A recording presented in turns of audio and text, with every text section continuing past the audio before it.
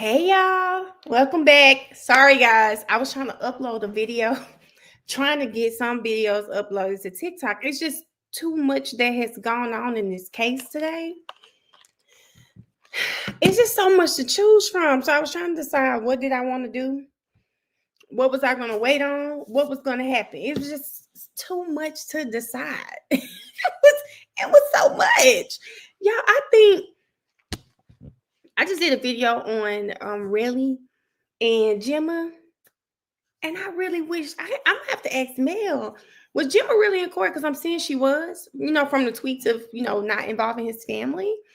I want to know what Sister Girl was back there thinking. I really want to know. Hey everybody, thank y'all. Y'all know we about to watch Simone Hilton's closing argument. When I pulled up the video, I think we last stopped on a little bit of Max. So this is my first time. Like, I was watching it that day. That's the day I had to get off live early. So I watched a bit of it, but not all of it.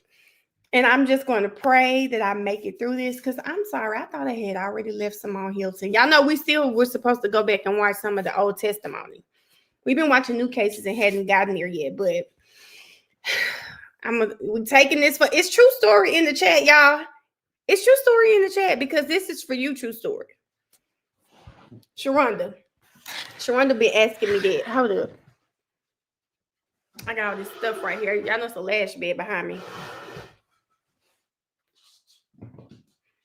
I'm trying to move my Crocs. What you do, Sharonda?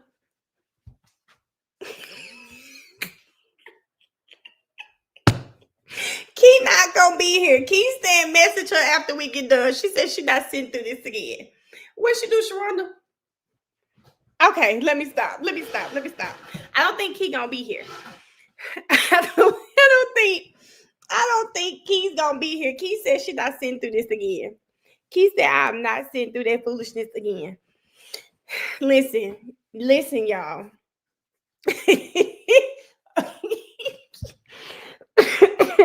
I want to take it serious, y'all. I want to take it serious, but let's get ready. It's true story here. That was the George Jefferson walk. Just wait till we get to the walk. She did it too. She definitely gave us a George Jefferson walk. And it's the fact that they really came to court with all that damn red on. Why would they come to court with all that red on, y'all? It's no way we can take it serious, child. And that's the thing. I really do think she put a lot into this closing, all for us to be out here replaying it and laughing at it. I didn't laugh at Doug's like that. I don't think I laughed at Doug's like that. Max Sharp had a great closing to me. It's no way we out here laughing at this lady like this. Shay, I did not even go to the store. I didn't even go to the store. When I got off live, I just rested for a little bit, talked to Mariah real quick, and started uploading videos. So the whole time I've been off live, that's what I've been doing. I didn't go anywhere. I'm so happy my niece fried some chicken tenders earlier. I just said, let me eat a chicken tender real quick before I get on live. Because I had breakfast, but I don't think I had anything for lunch though. So Miss Sheila, I don't remember this closing. So that's gonna be real interesting to see tonight. So y'all, this is definitely gonna probably be my first time actually being attentive and watching it. Because the last time I wasn't able to like sit through the whole thing because I had stuff going on. But I'll actually be able to be attentive. Oh, I'm jealous. Shay said she got her Henny. I know that's right. Y'all know I'm supposed to have a Red Bull or something. I'm gonna see. Maybe I'll get her to bring me some wine back. I'm gonna text my niece and see. Get her to bring me some wine or something back. And we're gonna go from there. But this is gonna be first time really don't be too attentive. Miss Sheila, you got your great man over there today? Or are you chilling by yourself tonight? My nerves were so bad I had to turn her off. I'm gonna pay attention tonight. Lynn, I just know the stuff that I did hear from her. It was like, girl, how dare you? It was like, how dare you? So I don't know. Erica said, so you just don't care about your heart. I said, no. Did I say energy drink? I meant wine or something, Erica. Hey, Jasmine. Listen, she got me at the Ashley, the yelling was terrible. You by yourself today? Okay. Okay, y'all. Let's get this popping.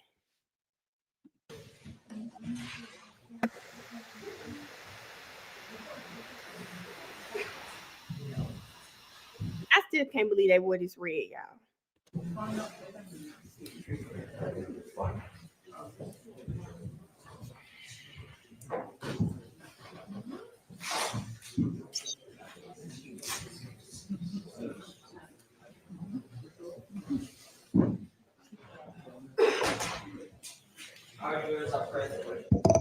Thank you very much. All right, Ms. Hilton.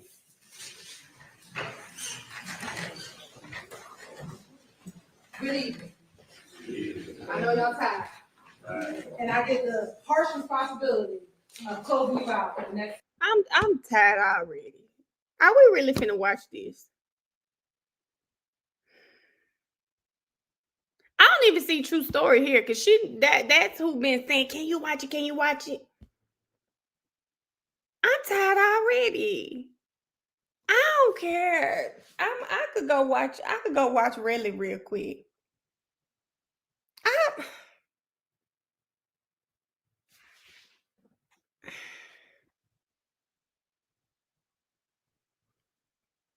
Oh, they go Adventure. I'm tired already. I mean, and she not even in here right now. We honestly could do Little Rod or something. Mr. Lowe? Who's Mr. Lowe, K. Tally? Okay, y'all. They said let's watch Really. She not even in here. Y'all know how they give y'all a 15-minute grace period. I think we need to tell her she had a 15-minute grace period. I think we need to tell she had a 15-minute grace period. We might need to just say that. I'm not feeling it, y'all. If she's not in here, I'm not doing it. I was only doing it because she keeps asking. Oh, Isis, I'm jealous. Come on, Adventure. Let's do that. Come on, Adventure. She's not in here. We're gonna tell her we gave her a 15-minute grace period. She wasn't in here and she got voted off the island. She got voted off the island. She's not in here. I was only doing it for her because I ain't gonna lie, I didn't really care to watch this again. But she was asking, hey, Hope. Hold on, Adventure, before you come up. Never mind. I don't want to put you on blast. Hope, I wanted you to tell me about your award that I just saw you won. But let's see if we can do something. Have you on because we want to have you on so we can learn about this social media. I need you to get some videos together so you can come and show us and talk about your editing, and then Sunday will be better. Oh, Erica, I didn't mean to put your name in there too. My bad, Erica. I was talking to you, but I just went ahead and said what I needed to say. She did, y'all. It was the Hope. Let me know. What Sunday will be good for you. Let me know what Sunday will be good for you. Y'all can tell y'all this will piss me off right here. Good evening. I don't know why that good evening pissed me off so bad. Y'all, why did that good evening piss me off that bad? Am I traumatized or something? Because the good evening really just pissed me off so bad. Let me stop that. Let me get Adventure up here. Hi. We're going to have Adventure up here, y'all. We're going to talk about, I don't know what it was, y'all. Okay, can you hear me? I can. How are you? Happy Friday. I'm good. How are you? I'm great. Thank you. Thank you so much for doing this for us too. Yeah, of course. Okay, let me try to upload this real quick. I can see it. You want me to share the screen? Yes, if you can. And I also put a link to literally every document that is on there in the chat in here. I have all of Blaylock's briefs for the Georgia Supreme Court, and then all of Lil Rod's motions for new trial, amended motions for new trial, briefs and support. I didn't download the states, frankly, because I don't care. And I'm not paying him for it. Fonnie already got my $29. That's all she's getting. Thank you. So for those of y'all that are in, well, y'all been in the chat. Adventure is what's your name? My name's Erin. Erin. Okay. Erin is we're going to go over this Supreme Court ruling for Lil Rod. So everybody can understand it. I remember, if you guys remember early in the week, she was telling us about it and we said we'd get a date where we could come in and talk about it. So we're going to do that. She said, I'm sorry, this comment, Mama Jenkins said their hair swing. She was ready. I don't know, but Hilton ticked me off. I mean, just soon as she started, ticked me off. So we're going to have Erin's going to talk to us about this appeal and kind of help us understand what the response was and why we got that response. Okay, sorry about that. Okay, first, this is not legal advice. I am required to say Erin, that. get it out there. I'm not Lil Rod's attorney. I'm not an attorney in Georgia. I'm an attorney in Missouri and Kansas. But, not legal advice, just my opinion on the decision. And my opinions do not reflect those of my employer. That's right. And before we get into it, I want to be clear that this is not related to Mariah's testimony at all. Everything related to this particular appeal occurred prior to her testimony in the YSL trial. This appeal began with Blaylock and Ryan's motions for new trial, and those were denied by Judge Ingram, who was the trial judge, on May 20th of 2024. The attorneys appealed that denial, and the case is added to the Georgia Supreme Court oral argument calendar on July 16th. She didn't testify until late October of 2024. I want to say the 23rd, but I'm not 100% sure. And that means that the arguments in front of the Georgia Supreme Court were limited to the claims that were raised in that initial and amended motions for new trial. So even if Steele really wanted to, he couldn't have just gotten up there and said, y'all are never going to believe what this girl testified to 2 weeks ago in the YSL trial. And that's something that I have seen a lot. So I just wanted to clear that up at least a little bit. Okay. So this is going to be more so we watched the Supreme Court argument. This is going to kind of be around Brazy and her pleading the fifth. And Yes. Okay. We want to make sure. So guys, we watched that too.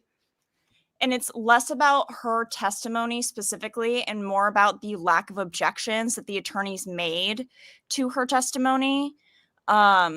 And obviously, the appeal was denied, but the case is not, unalived in the water for all intents and purposes. Lil Rod hasn't even exhausted all of his appeals. He still has options here. This is not the end of the road for his appeals. I'm not going to get into possible strategies for future appeals.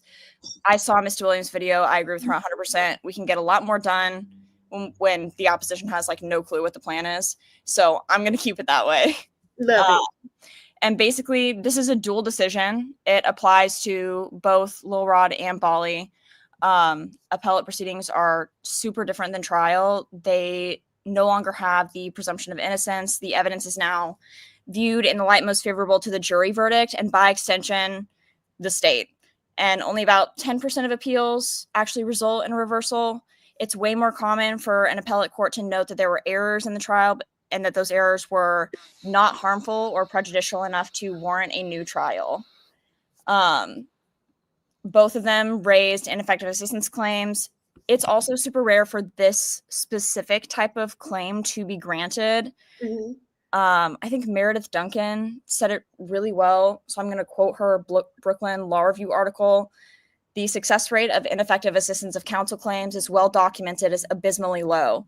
Worse still, the failure rate of ineffective assistance claims does not accurately reflect the frequency with which defendants received unacceptable legal representation at trial. And that is partially due to the burden for appellants. So for these claims, they have to show that the trial counsel's performance was professionally deficient and that they were prejudiced as a result. So deficient performance means that the attorney's decisions at trial were objectively unreasonable. No good attorney would make this decision. The example that I always think of is Ricky Kidd in Missouri. He was convicted of 2 charges in Missouri. He was on video. Like, he was on video. His alibi was on video. He was at a bank. And his attorney didn't present that to the jury. So that's how his got overturned. But it's like, that's obviously unreasonable. Mm-hmm. And then they also, when an appeals court is weighing this, they're essentially evaluating the circumstances of the trial through the lens of the trial attorney. Arguing that there was a better way to do something is not enough. And then to meet that burden for prejudice, appellants have to show that there's a reasonable probability that the verdict would have been different if their trial counsel had performed sufficiently. They have to show both for the claim to be granted. That's called the Strickland test. If they don't show deficient performance, the appeals court doesn't consider prejudice. If they don't show prejudice, the appeals court doesn't consider deficient performance. And that's why it's such a difficult burden to meet. Okay, I'm going to skip over the facts of the case. I feel like most of us know them by now. Mm-hmm. It should start on page 12. Yeah, okay. So claims... They both argued that trial counsel failed to object and moved to strike Hartfield's testimony after she pled the fifth so many times. Neither of them objected when she did. However, they both put forth the testimony of trial counsel at their motions for a new trial because both attorneys stated they had no strategic reason for not objecting to Hartfield's testimony or the jury instruction, which I'll go over next. These claims were denied. The court stated that not objecting was a reasonable strategy for a couple of different reasons. I don't necessarily agree, but a couple of different reasons. They used her refusal to answer questions to cast doubt on the value of her testimony during their closing argument. And a reasonable attorney technically could have made this decision to avoid drawing the jury's attention to her testimony. Again, I don't agree, but whatever. Wait, again, this is the appellate court talking back, right? Yes. Okay. And Hartfield is Brazy, I believe is her nickname. Yeah, Yes. that's her. And they could have made that decision because Hartfield also gave some answers that were actually beneficial to the defense. And the answers they included were Hartfield saying that she didn't know Lil Rod, and denying that she set the victims up. I think. Yeah, that's in here. She definitely set them up. And those technically could have, or denying that she set up the victim, sorry, and told Blaylock and Ryan to harm them, which would have been beneficial. So those were the reasons that that first claim was denied. And then there was an additional claim that they failed to object to the court's instruction on how the jury should assess Hartfield's decision to plead the fifth, which is, I believe it starts at the very, on 17. Yes, okay. So during deliberation, the jury asked how they should interpret pleading the fifth. Both sides assisted in writing the instruction the court would give to the jury. The instruction basically said that Hartfield has the right to remain silent. She can't be forced to provide information that might incriminate her. And how that factors into your decision is up to y'all. Trial counsel didn't object to that instruction. And Blaylock and Ryan argued that the instruction improperly authorized the jury to draw inferences from her decision to plead the fifth. Typically, you're not allowed to do that in criminal trials. And that's going to be an issue for Relly when he comes upon his civil trial. If he ever has to testify, because if he decides to plead the fifth or refuse to answer questions, a civil jury or judge is going to be allowed to draw an adverse inference from that and essentially like make a negative assumption about what his answer might be because he refused to answer, and that's not allowed in criminal trials, at least Do you typically. think he's adventure? Do you think he's going to get to a point where he's going to start pleading the fifth? I honestly don't think that he will ever make it to a jury. I'm sorry. Because after this is over, I absolutely expect for Joe Tacopina to be like, okay, and now I'm going to put it in order for the trial transcripts, and we're going to be filing those with the civil court immediately, along with a motion to dismiss. And I do think that it'll get thrown out. I know we talking about Lil Rod, but I wanted to know, how bad do you think it was for him to say he has no permanent physical damage? It's so bad. I was like, why would he say that?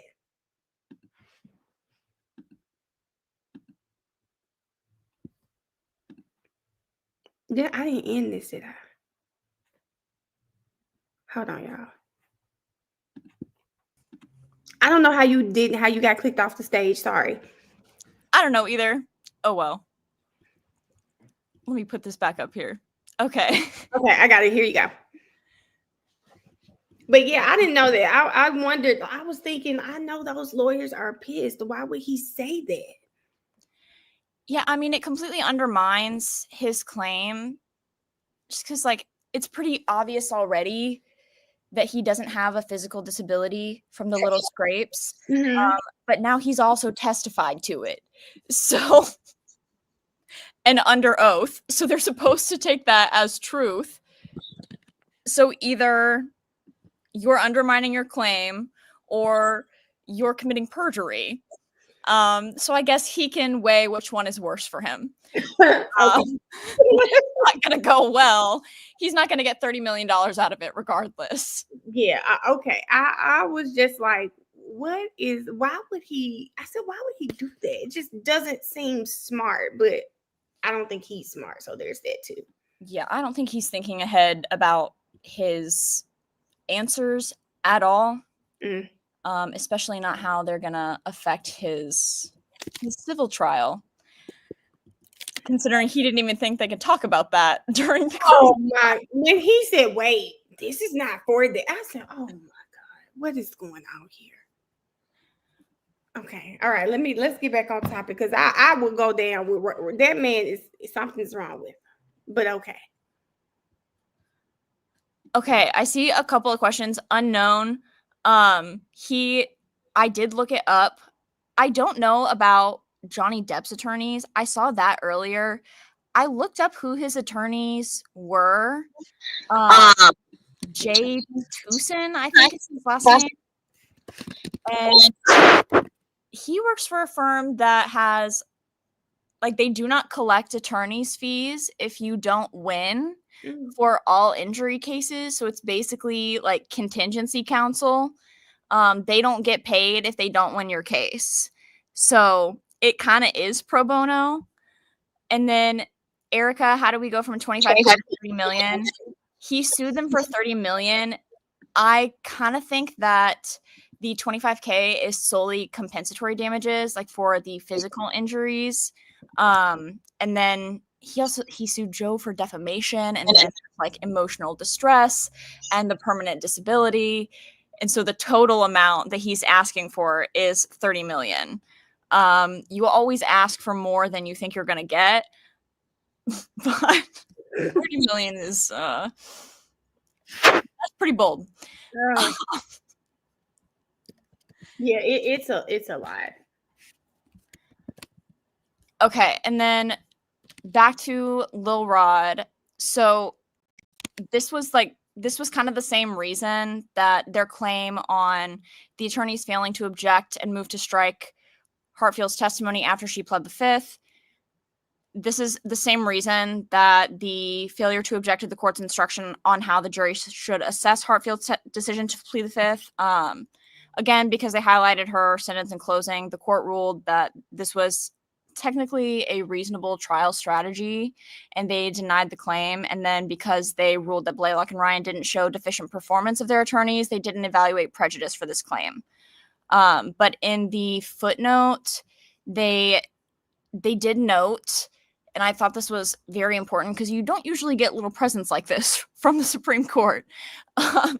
They noted that neither of them claimed that the trial court was incorrect in giving the jury this instruction, that the instruction itself was the error. That claim was not addressed in this decision at all. That's super important because it still allows them to raise that claim in future appeals because it hasn't been argued yet. Once you argue something, unless you come upon new evidence, you typically can't argue it again. Okay.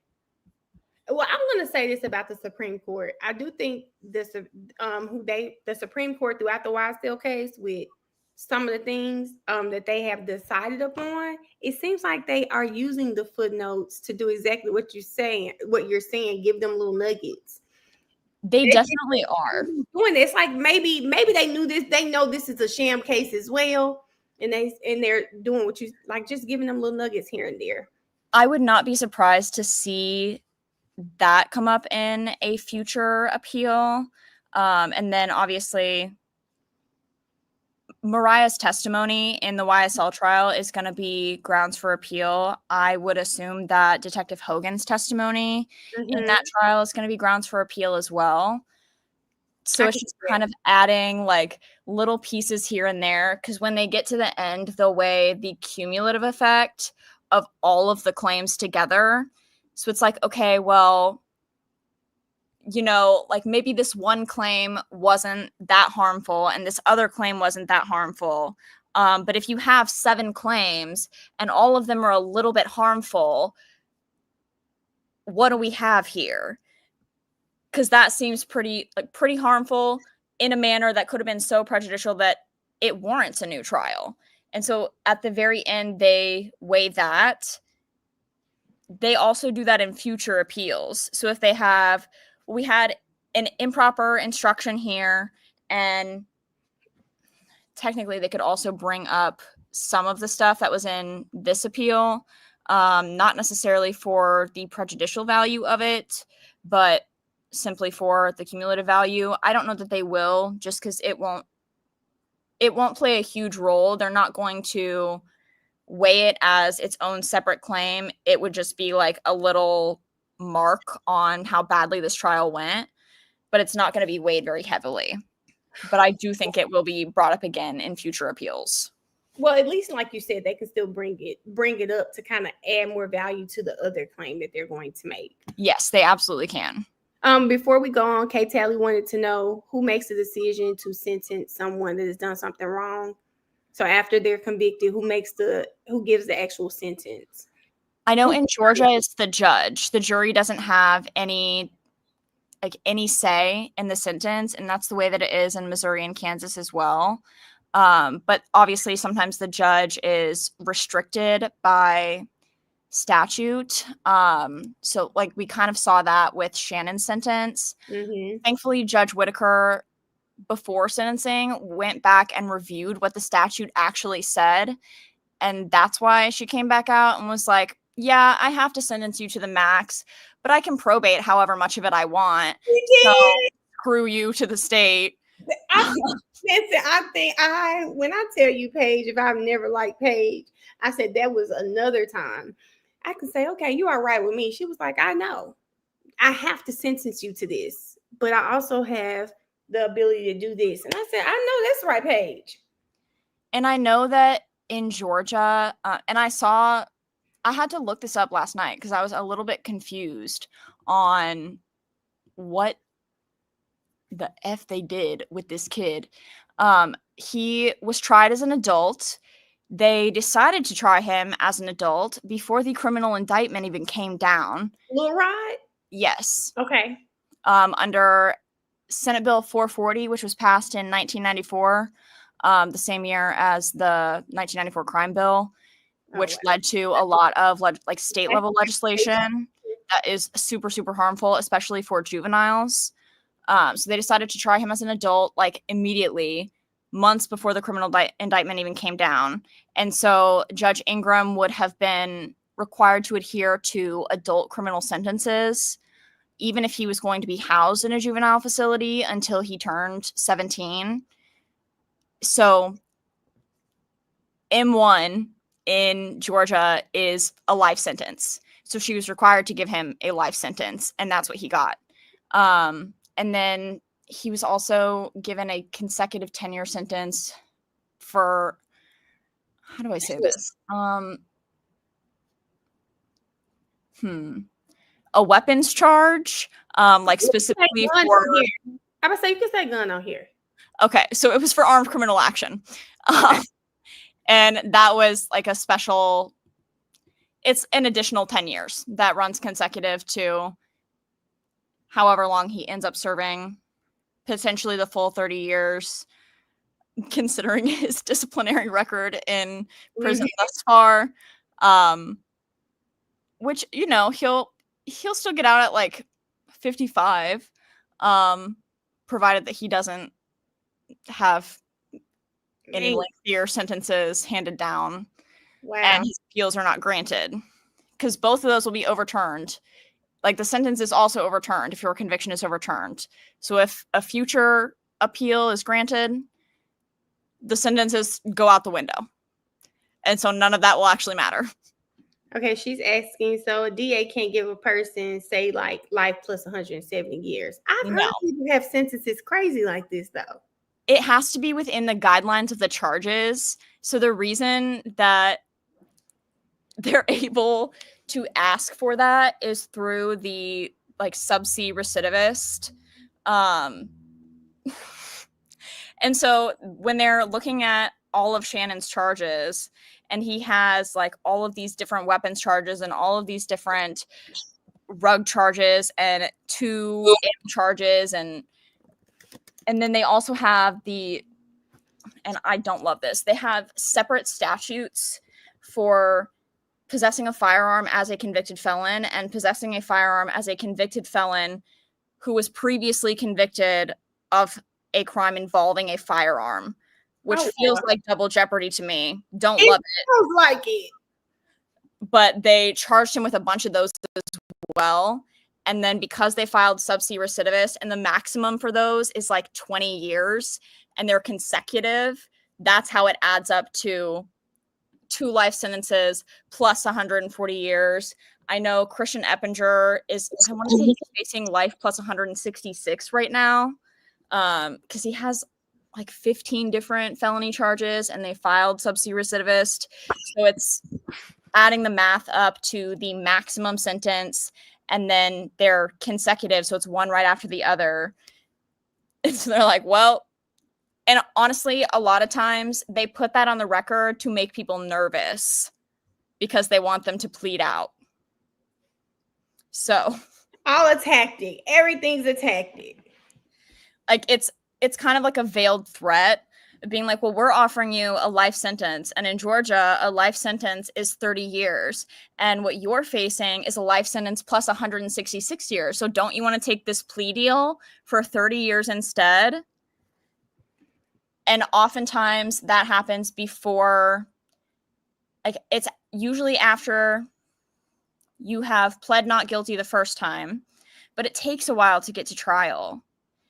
And we've seen how many late disclosures they had of discovery. So a lot of times you're being pressured into taking these deals before you've actually seen what they have. And your attorney is able to weigh whether or not they believe the state can truly prove the case against you, which I also don't like. There are lots of points of judicial reform that I think more attorneys should be invested in changing legislatively. And I think that when you have to hand over discovery is one of them. You shouldn't be having people take plea deals before they see the evidence against them. I agree with that too. But I think, I don't know. I was looking at, someone sent me a video today when you guys were talking about the sentences of one of the young boys from the Gwinnett County shooting. They killed a coach. They were trying to rob him and ended up killing him. When I tell you, the judge seemed like she was not going to ever stop with the amount of time he was being given. And when he walked out, he looked at the family and was like, I hope y'all are happy. Like, what do you mean? Yes, we're happy. We're not happy. That's not enough. But I was just thinking the judge just kept going and going with the time. It was, I don't even know how much time he got in total, but it was a lot of time though. It was a lot of time. Yeah, I mean, there are certain judges. I know this was a thing with, I don't know if you remember the affluenza kid from Texas. His name was Ethan Crumbly. He was convicted of a DUI.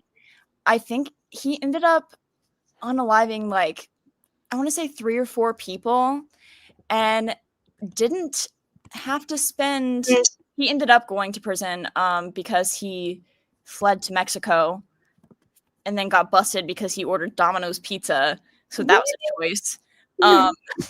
And then there was a video of him. He wasn't supposed to be consuming alcohol, and there was a video of him on Twitter at a party consuming alcohol, and he retweeted it. And so somebody sent it to the probation office, and he got his probation revoked. And so he ended up going in for that as well. But I know the judge that was so lenient with him had sentenced a kid that was his same age with the exact same charge like 10 years earlier to, I believe, like 15 to 20 years. And they were both minors at the time. And her reasoning was that, like, she had learned a lot more about sentencing and recidivism and juvenile interactions with the criminal legal system. But judges definitely, it really just depends on the judge. Sometimes it can depend on what mood they're in that day and how your trial has gone. Like, that's, and I really think that that's part of the reason why Paige was also so lenient with Shannon's sentence, because the state pissed her off bad repeatedly for weeks on end. And by the time they got to sentencing, she was like, I never want to see y'all again. And I couldn't grant a mistrial, but I'm not giving you the sentence you want. I agree. And that was so evident when she said, I am very aware that no, she said, I have to give you this sentence, but I was like, oh, that was her FU. That was her FU to them. Yeah, she was over it by the time they got to sentencing. She was. You could tell. She was ready. She was ready. Okay. Sorry. Okay, we got way off. Sorry. Okay. The third was the attorneys failed to review and introduce evidence that would support the defense. This was about Instagram messages from an unknown user who asked Bernard Mitchell how he let Holmes get unalived, and Mitchell responded saying that Hartfield and Smith, which is Mariah, set them up and they fired back. Again, Blaylock and Ryan put forth the testimony of trial counsel at their motions for a new trial. Blaylock's attorney said that she didn't remember seeing the messages in her review of the records, and Ryan's attorney said he wasn't aware of the messages during trial. And in that hearing, Judge Ingram, who was the trial court for this counsel, did find that the trial counsel was deficient in failing to find those messages. I think that's on page 19 or 20. Yeah. Okay. Yes, they were deficient in failing to find the messages, and the state did not dispute that finding. But the trial court also ruled that Blaylock and Ryan didn't establish the prejudice element of the Strickland test that resulted from the deficiency. So essentially saying, yes, this was an error by their trial attorneys, but it wouldn't have changed the verdict. So it's not harmful enough to warrant a new trial because it wouldn't have resulted in an acquittal. The Georgia Supreme Court agreed and stated that because Mitchell claimed to have fired back, the messages support the theory that shots were fired outside the vehicle first and don't necessarily undermine the evidence showing the one that hit Jamari Holmes came from outside the car. And they also stated that the messages wouldn't have definitively proven that there was only one person firing, and it didn't conclusively dispel the state's theory. Okay, what page are you on? This is the bottom half of 21 and then into 22. Okay. You said bottom half of 21? Yes. Okay. Now, because we make sure we understand, no millionaire left behind. So they're arguing about, because I think I heard this in the trial. that the messages, and this was those Instagram messages between one of the boys that was one of the victims and Brazy, when he was saying that y'all set me up. These are the messages they're saying were not shown during the trial. I believe these are new messages. I think these are, if I'm not mistaken, look, what page does it start on talking about the messages? This claim is 18 to 22. You said 22? Yes, 18 to 22. Okay. Like this whole, it starts at B on slide 18. Because if I'm not mistaken, they asked Detective Hogan this, were these messages in the first trial? And I want to say he said he didn't even check their messages.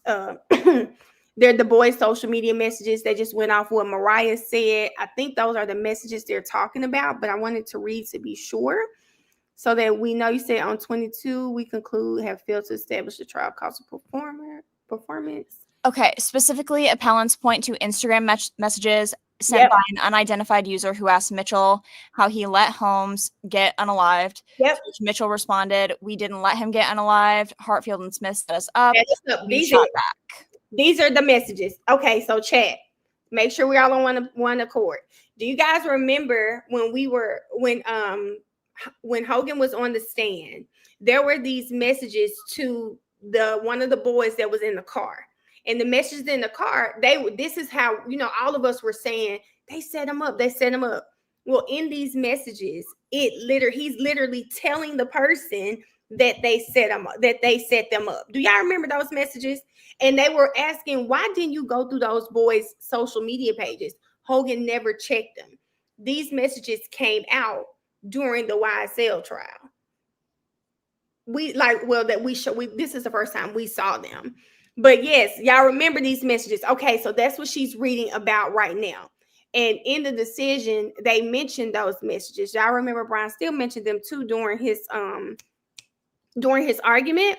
Okay, now tell us what are they saying about these messages? Because I feel like you're saying, hey, they should have had them, but it didn't matter because they don't prove much, is what I thought you just said. Yes, that is how they ruled. I do not agree. This is the one point that I think that they can bring up later on, because they did rule that the trial counsel was deficient in not finding these messages, because both attorneys, like, not only did they say we didn't have a strategic reason for not putting these up for the jury, we didn't know that they existed, even though they were in discovery.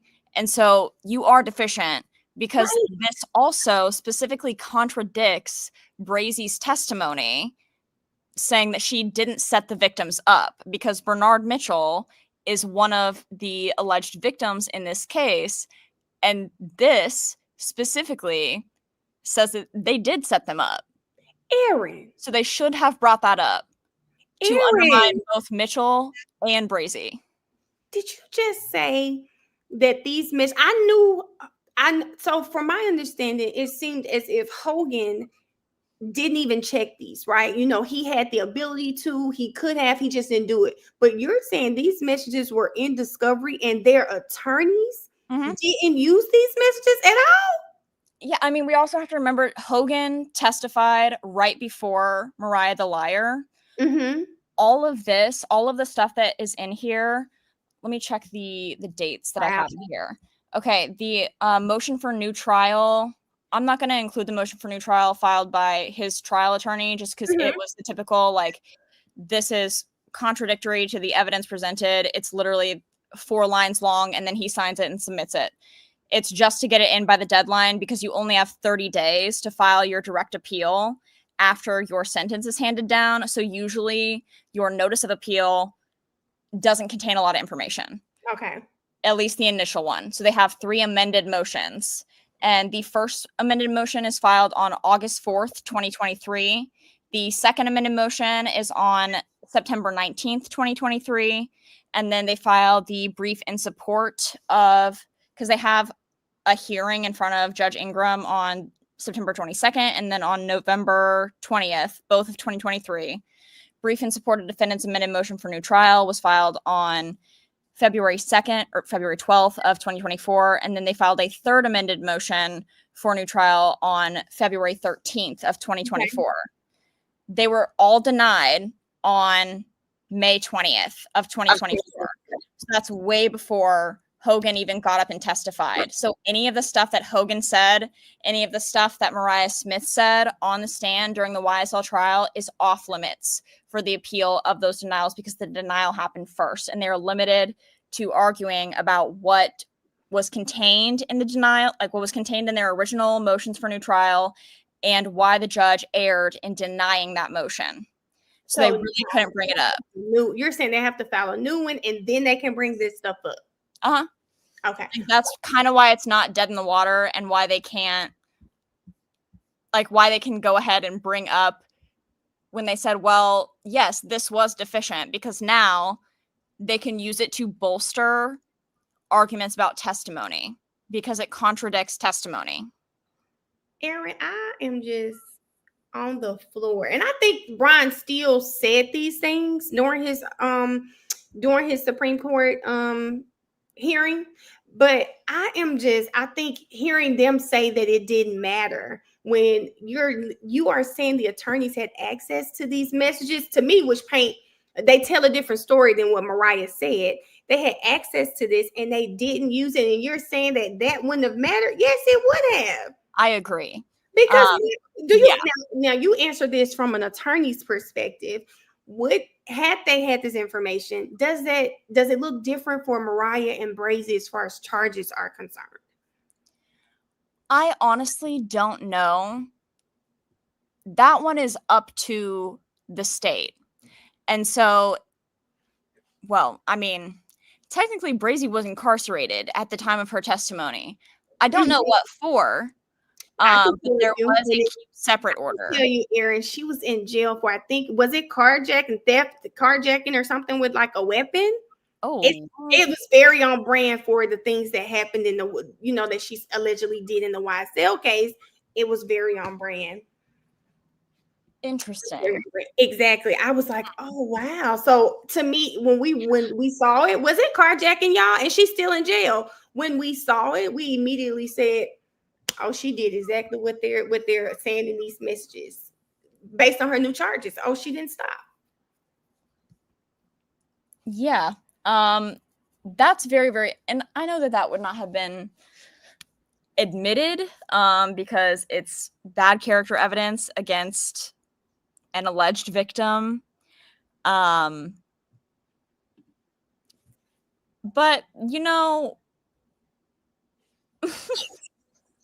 Oh, Zakia, it's adventure in the chat. It's adventure in the chat. Sometimes I had to tell Too Pretty the other day when I saved her phone number. I said, "What's your real name?" Because I don't want to be around here calling you your handle online. What's the real name? But it's Erin. She's always in the chat. I know you see her in the chat all the time, giving us a lot of great information.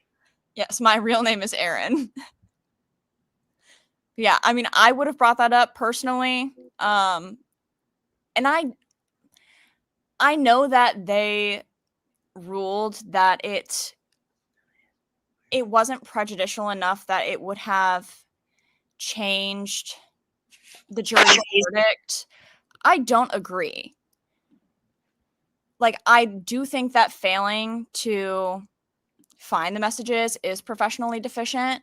Mm-hmm. And I also think that the manner in which those messages could have been used to further undermine the testimony of someone who already spent the majority of it pleading the fifth would have been very effective for a jury.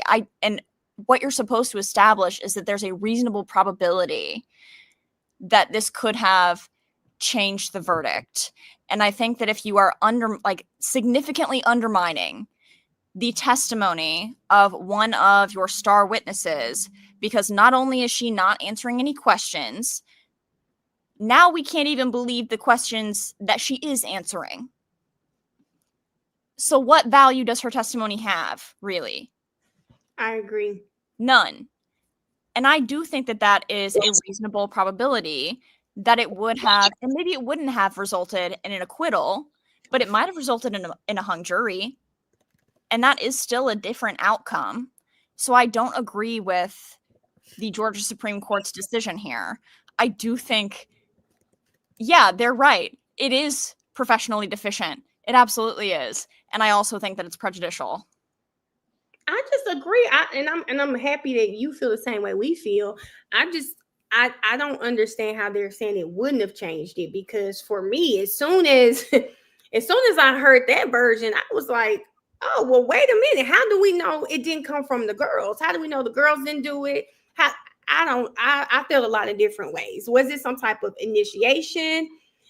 And you can't believe Mariah. You can't believe what she's saying. So I agree. I don't understand how they came to that decision, but I think that because they ruled that it was professionally deficient, they'll be able to use that in future appeals. At least I think that they should, because they specifically ruled that this is professionally deficient, and that there was also that the trial court, it wasn't brought up that the trial court may or may not have erred in the jury instruction about how they should weigh Brazy's testimony, and then these messages would have undermined it. I think that this specific acknowledgement that it was professionally deficient could bolster the judicial error argument as well. okay. Like you said, there is hope for it, and I am definitely I mean, I guess I'm going to be okay with the fact that there is hope. That's what I'm trying to say. The fact that this isn't it. And you said 19, 20, 22. Yes, the decision for claim 3 is on pages 18 to 22. Okay. All right. So they separated by the different claims. Yeah. Okay.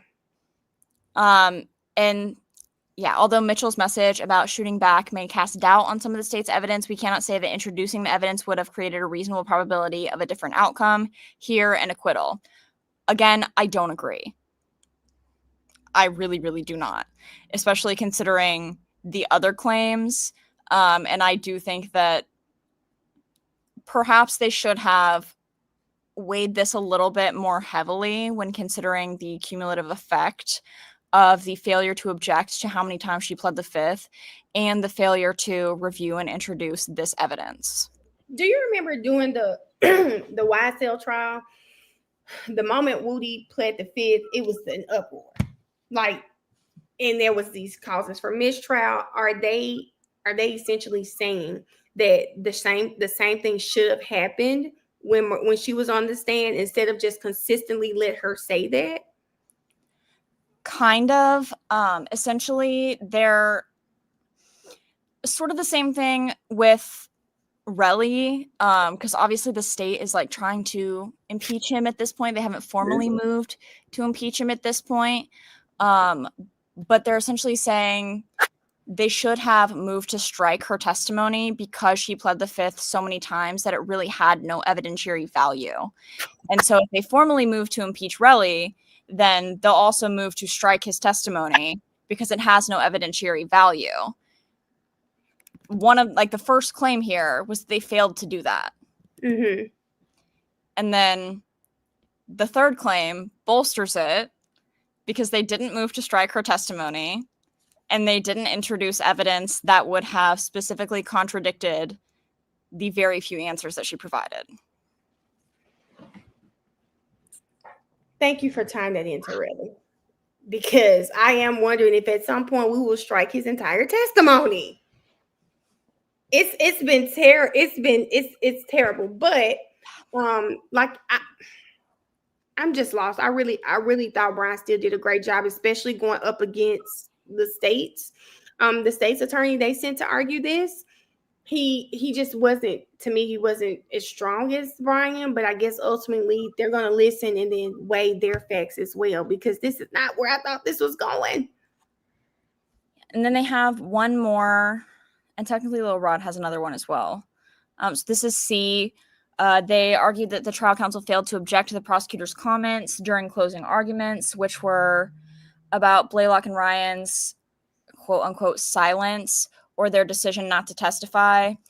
The decision on this claim really irritated me deeply in my soul, so I apologize in advance for my tone. One of my clients was granted the ability to continue appealing his case, even though he had previously exhausted all of his appeals, because the jury foreman admitted that he weighed my client's evidence, or he weighed my client's decision not to testify as evidence against him. You are not allowed to do that.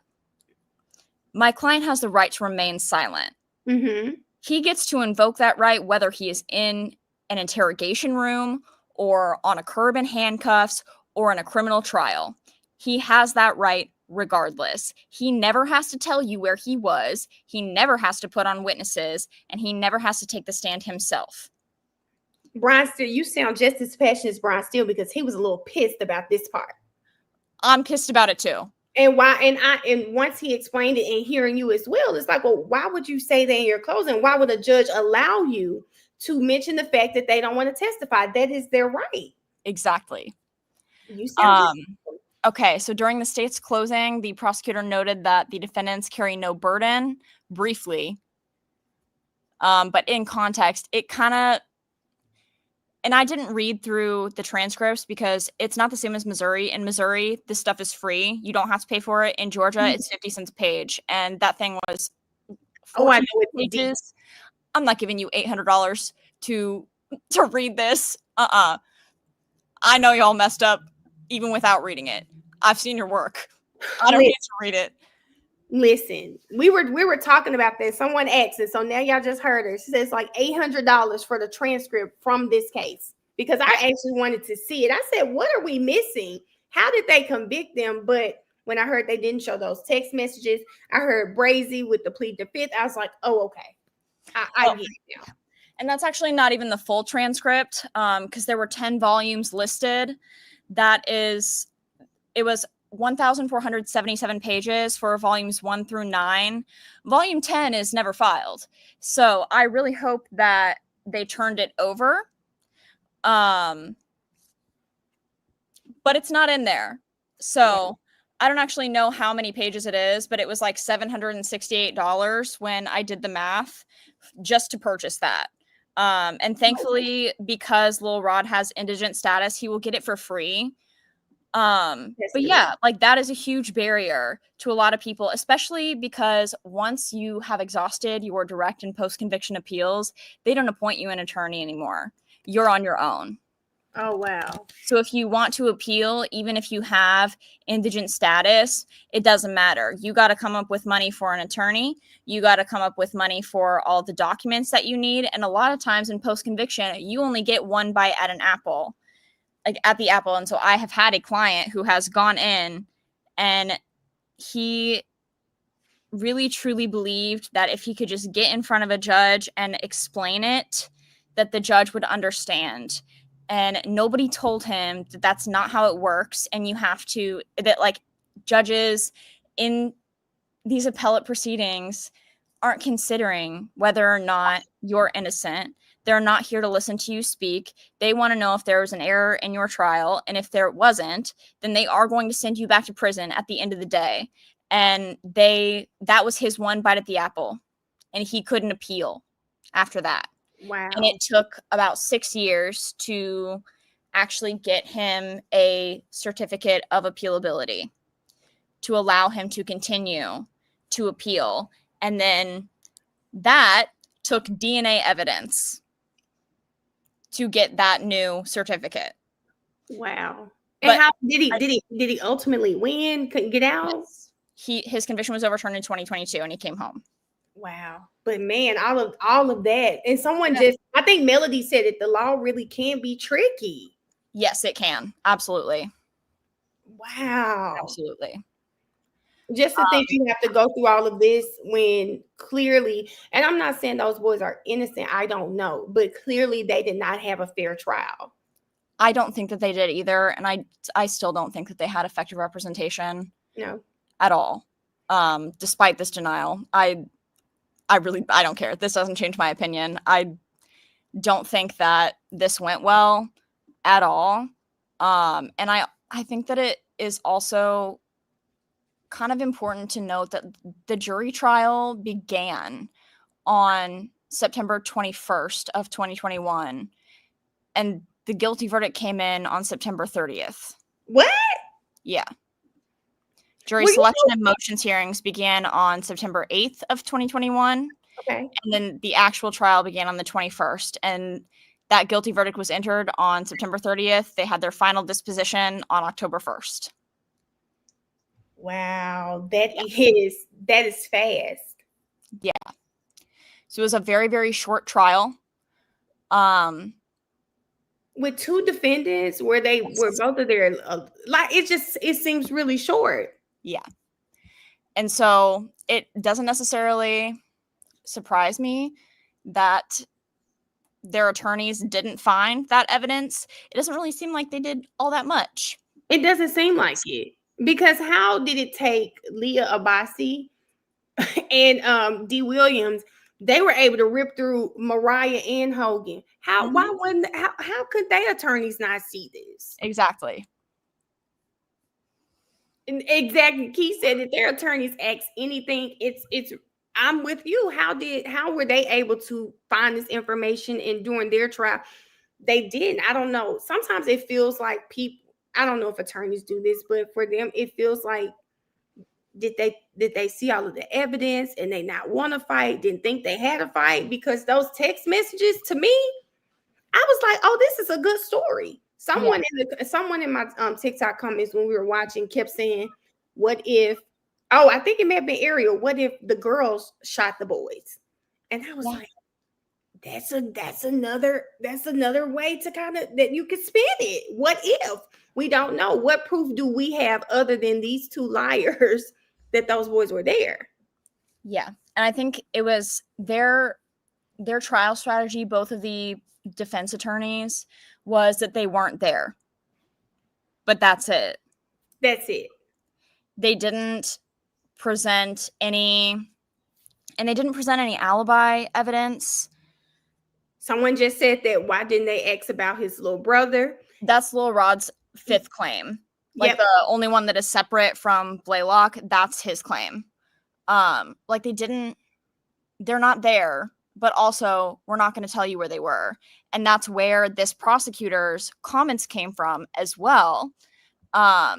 So during the state's closing, prosecutor noted that the defendants carry no burden. In context, it seemed like they were indicating that they had no burden to present a closing argument.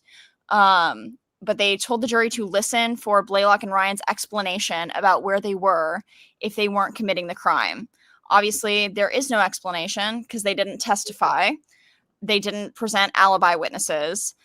Trial counsel did object to the comment as burden shifting, but the objection was overruled. And then the state repeated the question and said, they're saying they weren't there. Tell us where you were. We didn't hear evidence of it, obviously, but I would still like to hear the answer.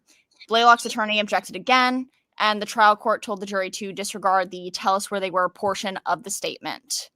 But even without that portion, they're saying they weren't there. We didn't hear any evidence of it, obviously, but I would still like to hear the answer. That's still a remarkably prejudicial statement. Even without tell us where they were. Very much so. Yeah. I'm not thrilled with it. And then in the rebuttal, the prosecutor again went on a little tangent about where they were. They said, I wanted to hear the answer. If they weren't committing the crime, where were they? Did you hear an answer to that? I didn't, because they can't answer the question because they were committing this crime. Wow. And then, oh, he's not done. He's not done. The prosecutor continued this line of commentary and said the defense doesn't have to call witnesses or present evidence, but they can if they have it. And they didn't because they don't have it. And trial counsel did not object to that commentary. Oh my God. Bruce Harvey would have punched somebody in the throat if they had said that. Because how are you saying that's not prejudicial? Right.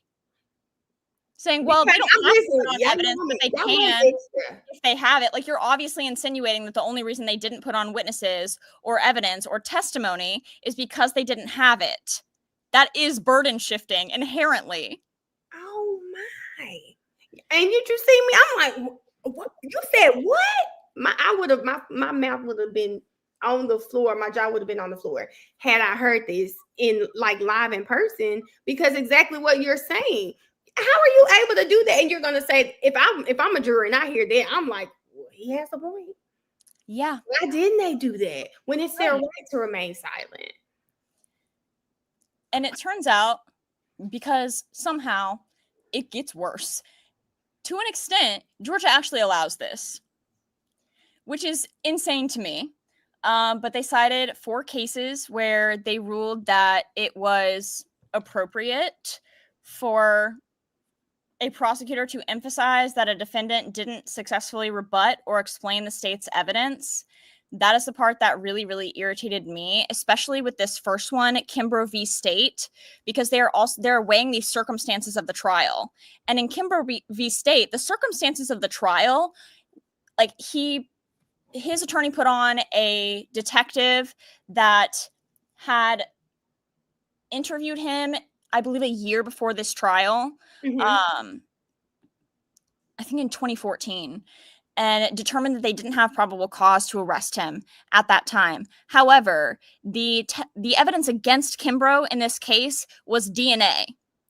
We don't What? have DNA here. We do We have not. some girl who said she was in a basement and magically found an unlocked phone and then didn't call the police. She called her grandma. And now she can't remember anything. What? So how are they able to use a case that isn't where the evidence is so different? There is no DNA, no eyewitnesses other than these 2 liars. The only people the boys saw were the 2 girls. Yeah, me personally, I would appeal that up to the US Supreme Court, and I would make an argument that like they cited this case law because technically it is the same issue that was raised, but Okay. the circumstances of these cases are remarkably different. The value of the evidence in Kimbrough v. State versus Blaylock v. State or Ryan v. State, like the evidence in Kimbrough outweighs the evidence in Blaylock and Ryan by miles. Like, there's no DNA against Lil Rod or Bali at all. So, yeah, Kimbrough didn't testify, and these boys didn't testify. But we're supposed to be weighing the circumstances of each trial. And you only weighed that it was okay in Kimbrough because the other evidence against him like weighed so heavily in favor of a conviction. That doesn't exist in this case. So I don't think that is case law that we should be using to prop up the denial of a claim that like very, very clearly shifts the burden onto the defense.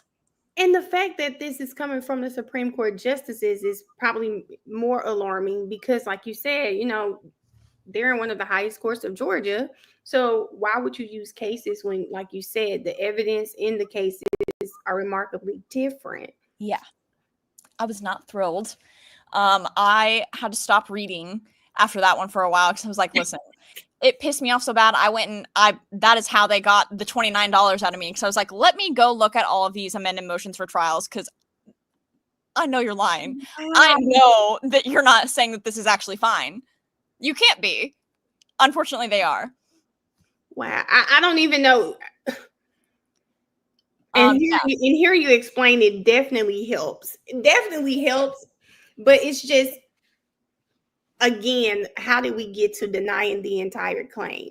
Yeah. And the 4 cases, they ruled it was appropriate for a prosecutor to emphasize that a defendant didn't successfully rebut or explain the state's evidence. I could maybe see an argument for this commentary if the defendant had testified and their testimony didn't explain or rebut the state's evidence. I still wouldn't like it. But they chose not to testify. They're presumed innocent regardless of their decision to take the stand or remain silent. End of story. Like, I think it's really, really inappropriate to make these comments in cases where defendants are doing literally nothing but invoking the rights that they are afforded in a criminal trial. I don't think that we should ever be saying that it's appropriate to undermine those rights at any point.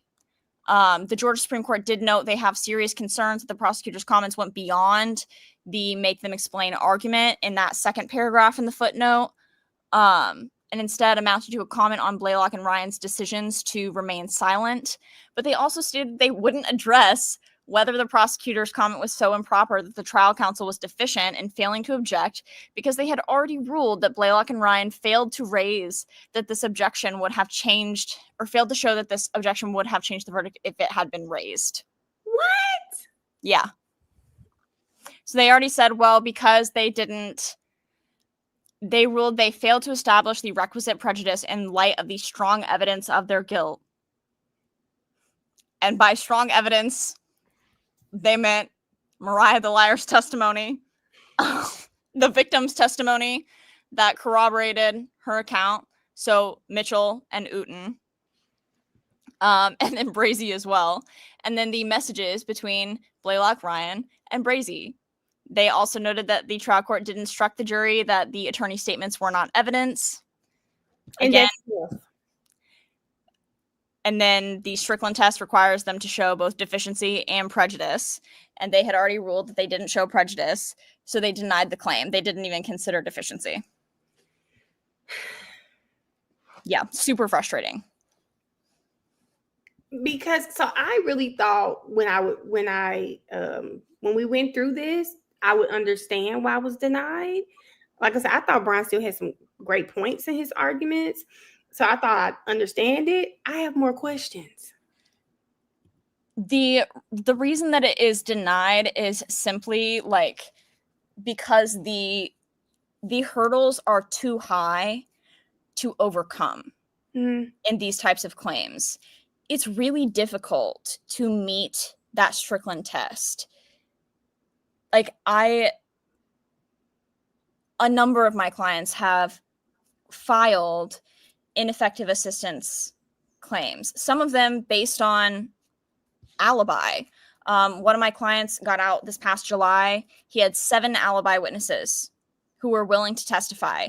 He had a public defender who visited him once while he was in pretrial detention in the year before his trial. Then she visited him the day before his trial. His trial was 3 days long, including jury selection. He had an all-white jury in 1993 in St. Louis, Missouri. What?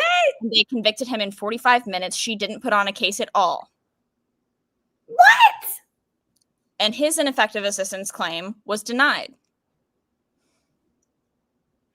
Okay, now I'm going to have to look at the Strickland test. I have to look at the Strickland test. Did you know before you read this that they were basing off that the Strickland test was going to be used? Yes. And It's always used. So if it's always used, were you kind of like, he's probably not going to get this? Yeah, pretty much.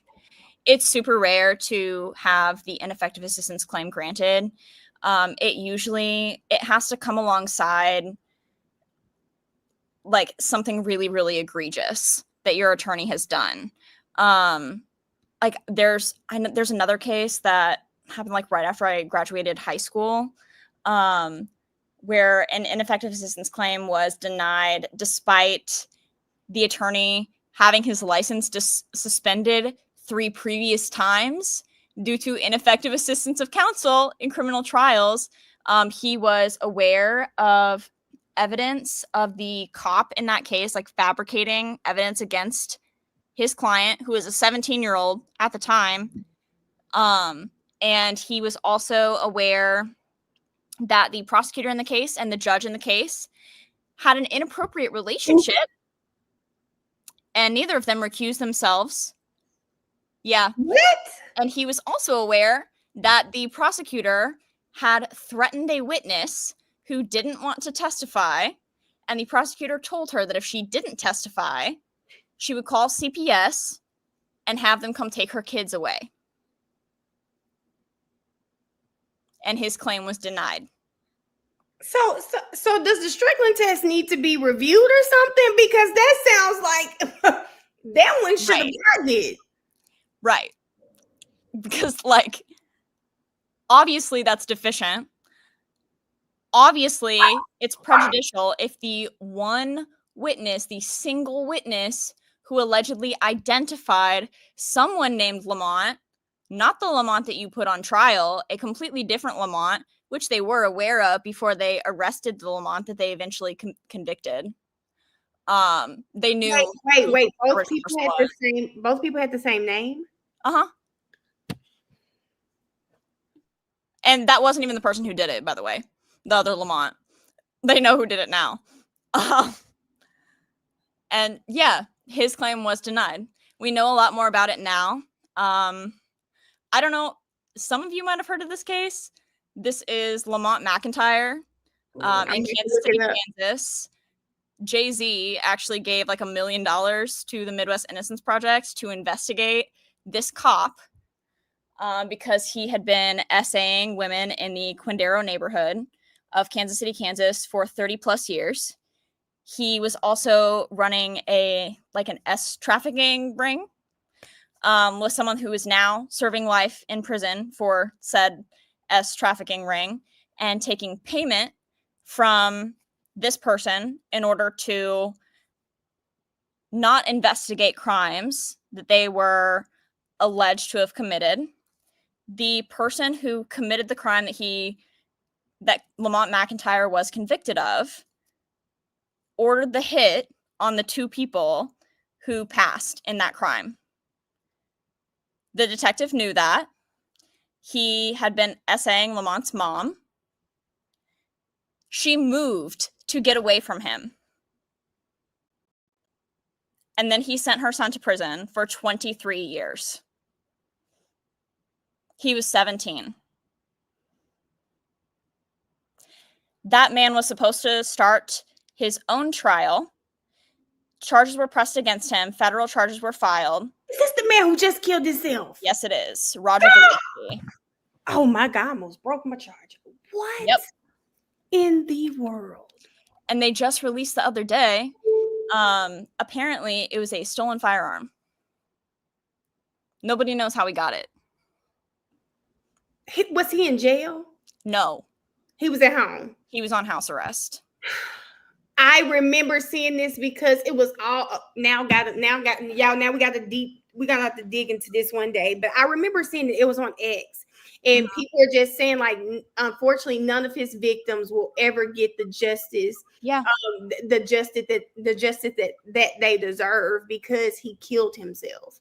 Yeah, and the charges were only for 2 of the victims. It's so many more women have come forward. None of them are ever going to get justice. And like Lamont McIntyre is not the only person that is believed to have been wrongfully convicted as a result of this detective. I want to show you. Penny and Brian Betts were paroled on June 1st of 2023. Their convictions are currently being appealed still. It was the victim in their cases were, Peggy Lowe did a ton of incredible work on covering this case. All of this, like this overlooked series on KCUR, this is her work. She is amazing, truly, still covering it. But Brian Betts is McKinney. He looks like my baby. Like it makes me sad because I really hate that that people have to go through this in general. Yeah. This is just crazy. Erica, he did sue. He got I want to say $12.5 million judgment from the Unified Government of Wyandotte County, which is Kansas City, Kansas, in summer of 2022. Not enough, in my opinion. But it's not my decision. They settled. He's happy with it. That's all that matters. And then John Keith Calvin was also, I do believe that he was wrongfully convicted. He unfortunately passed away in prison in El Dorado Correctional Facility. He had cancer. He did not receive the medical treatment that he needed. And his sister Rose was unalived a while before he was convicted. Her death was never solved. There's a string of unalivings of Black women, specifically S workers in the Quindaro neighborhood who were unalived, whose cases are never solved. Many of them, Rose Calvin included, Stacy Quinn included, who were last seen with this detective.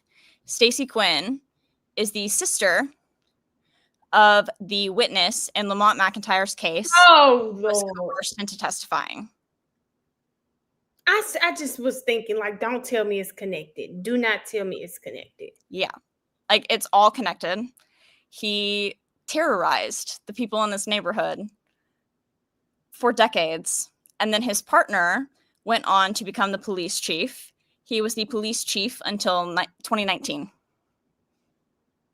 We have been asking for an investigation into their practices since then. Their police chief and their mayor maintain that an internal investigation is just fine. Wow. Yeah. This is insane. And his attorney knew so much of this, didn't bring it up, and Lamont's claim was denied. How do we get here? And Strickland is a 1984 case. So, like, obviously, if we're at a point where basically no one's ineffective assistance of counsel claims. Wait, Strickland's a 1984 head, so there's nothing else to go by outside of 1984? Yeah, that's the precedent that they've set. That's the precedent. Wow. So much has changed since 84. Right. It was Strickland v. Washington. Like, that's the case that made it up to the Supreme Court. That's the test that they determined. And basically, because they haven't undone that precedent or determined that it should be tested differently in appeals, that's the standard. And it'll stay the standard until the Supreme Court essentially rules, like, actually, no, we think there should be a different standard.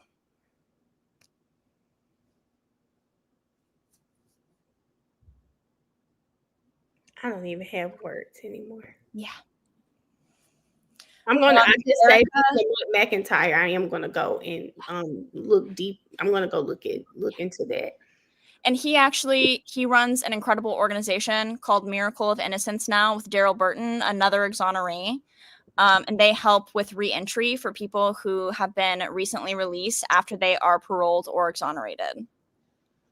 So he's really doing amazing work. He became a barber while he was incarcerated, and now he also runs Headlines Barbershop Academy.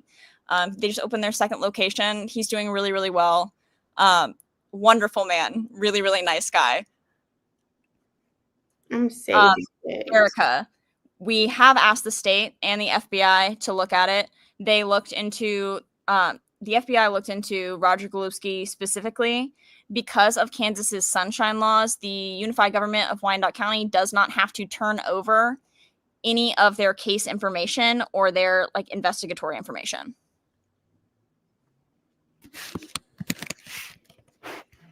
And Kay Talley, this is Lamont McIntyre. And he's in Wyandotte County, Kansas. That is, and it's like listening to his case, then listening to the Lil Rod case. Just how the trials, how they're treated, going through these appeals. This Strickland test, Jesus, I've got to go. I'm gonna have to go read the case. It's too high of a burden for anyone to reasonably surpass. That's why the rates of these claims being granted are abysmally low, because it's just too difficult. Even if you didn't receive effective counsel or proficient counsel, competent counsel at your trial, they're like, well, I don't know. Not presenting the alibi could have been a strategy. So it's like, well, yeah, it could have been, but it was a bad one. And then they say, but that's not enough. It's not enough to argue that there's a better way they could have done it. It doesn't matter. It's like, well, it does matter. And it matters to the defendant and his family and every person who, this is his life. He's 15. Of course it matters. How could it not matter? That's their ruling every freaking time. And it's so frustrating because it always becomes abundantly clear that they see these kids as They- as oral argument docket S24 A1304 Yep. or A1303 and not as a person. I think that's really the problem. They don't see them. They don't see them. You don't bother to, like, even when I was listening to Lil Rod and everything that was going on, my first question was, where the hell are his parents? Right. What's going on with this child? How is this child out? The other girls too, 4 or 5 o'clock in the morning. Why are these older girls with these younger boys? Like, I'm asking all these questions, and I'm just wondering, did you guys bother to ask this? Did you try to get to the bottom of what's going on? Yes, someone died, and I'm sorry that Jamari lost his life in all of this. Why were his friends riding around with guns? Why were they shooting back? There were so many questions that I felt like should have been asked. And then this final claim, he argued that his counsel failed to investigate his alibi and present it to the jury, argued that his attorney should have called his half-brother, who would have testified that they were at home playing video games. At the motion for a new trial hearing, his attorney testified that he was aware of the alibi, but chose not to pursue it after conducting a mock examination of Lil Rod. He felt like the mock examination didn't go well and ultimately didn't believe the alibi defense would be persuasive unless Lil Rod testified. What? Yeah. Bullshit. Like, it wouldn't have mattered unless he testified. Says I would. What? Yeah. The attorney also testified that evidence at trial contradicted the alibi. He didn't state what evidence was contradictory, by the way. Just that he felt it would be better to argue that there was only one person firing and that the other shots came from the alleged victims. The Georgia Supreme Court decided that this was a reasonable strategy, and so the claim was denied. Again. Yeah. They don't see these kids. Because how are you going to tell me having a person on the stand, whether you believed it would work or not, would not have helped me in some kind of way? At least Lil Rod. Right. At least Lil Rod. At least it would have helped him. It may not have helped Bolly, but at least one person, we can say, well, he definitely wasn't there because he was with him. It would create that doubt that you want in a case. It's like, well, yeah, maybe other evidence at trial would have contradicted the alibi. But now we're at a point where you have evidence at trial that apparently contradicts your alibi, and you didn't present an alibi, and now you have a prosecutor who is making comments about how you didn't present an alibi, and you're not objecting. You're not even so there's two things you did. You didn't want to use the alibi, and then you didn't object to the prosecutor pointing out that you didn't use the alibi. Right. You knew that he had an alibi. You chose not to put it up. And then you let the prosecutor make prejudicial comments about him not having an alibi that you knew he had the whole time. And that wasn't ineffective counsel. That is crazy. Right. And then this was the cumulative effect. This is the last thing they consider. If the cumulative effect of the trial counsel's assumed deficiency was so prejudicial that it called for a new trial, they found that the trial counsel was deficient in their failure to review and introduce Mitchell's Instagram messages and in their failure to object to each of the prosecutor's comments in Blaylock and Ryan's silence in closing. In both instances, the Georgia Supreme Court had already stated that they didn't believe these decisions would have changed the verdict. And as a result, they decided that a new trial is not warranted. And they upheld the convictions. And this was a unanimous decision. How do they know it won't change? Do they know the future? Right. How do they get to just say that?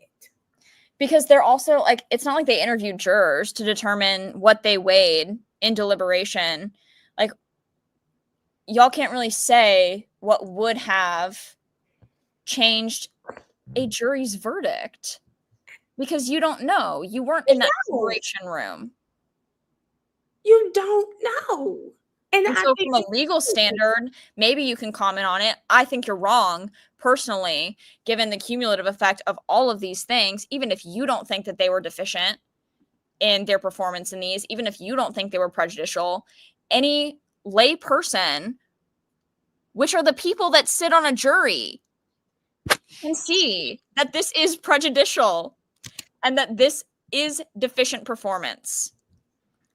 Lay people are the people who sit on a jury. You don't get to say that this wouldn't have changed their verdict, because everyone who is looking at this is looking just at what was decided in this specific appeal. Not even the rest of it. Like, not even the testimony of Hogan and Mariah the liar at the YSL trial, just this. And they're like, wait, what the hell?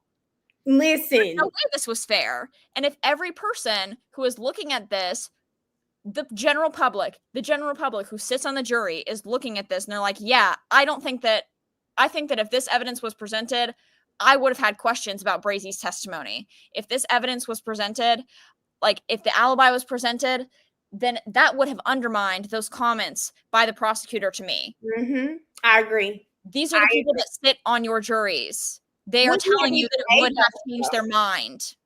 Would he have made those comments had they presented that alibi? He Exactly. wouldn't have made those comments. Even if it was contradictory, like, at least you had something to contradict. You presented nothing. And now a 15-year-old went to prison for life plus 10 years. I don't get it. I don't get it. Yeah, I thought today was going to clear up why the denial was made, but I'm going to read it again. I just still don't get it. I don't get it. I mean, literally the only reason is because the burden is just too high for anyone to be able to meet. Like, it's not, in my opinion, it doesn't really have anything to do with Brian Steele's argument.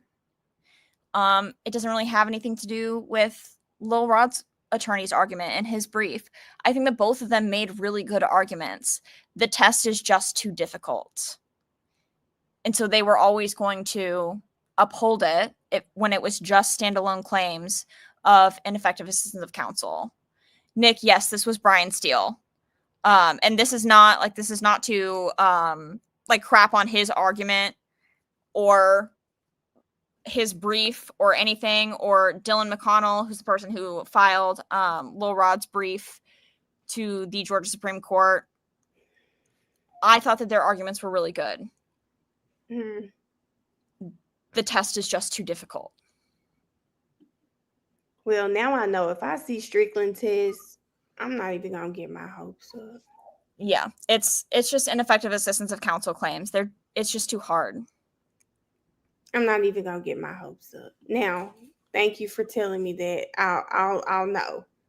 Don't get too happy or excited about it. If there's another claim, you probably have a better chance, but not always. I don't know who Colin Griffith is. That may be. Let's see. I was about to say. Listen, that may be the guy from Oh, I think I saw this trial starting. They called him the Killer Kid, is I think what they named the trial. Yikes. What? I haven't heard anything about. Stabbed his mom. It's just, when I tell y'all, who knew? And I really do enjoy watching these trials. But when I tell you these trials have your emotions everywhere, who knew there were so many? Every day it's a new trial starting. Every day. His mom, y'all, I'll put this link in there for you guys. So it has like a little summary of the case. That's online crime. Nini, life plus 10 years. Life in Georgia is 30 years. So it's 30 years, then plus 10 for the armed criminal action. He's 17 years old. They say he showed no emotion as he sat at the defense with his defense attorneys. Man. I haven't heard about his case at all. Jeez. His poor mom, she was 39. Both of his parents? All right. Wait a minute. What? It looks bad for you. Wait a minute. Aaron. Okay, y'all. So he killed his mom, stabbed his mom, and they said that a year prior he killed his father. Yeah. Allegedly in self-defense. It's so much. It's a lot.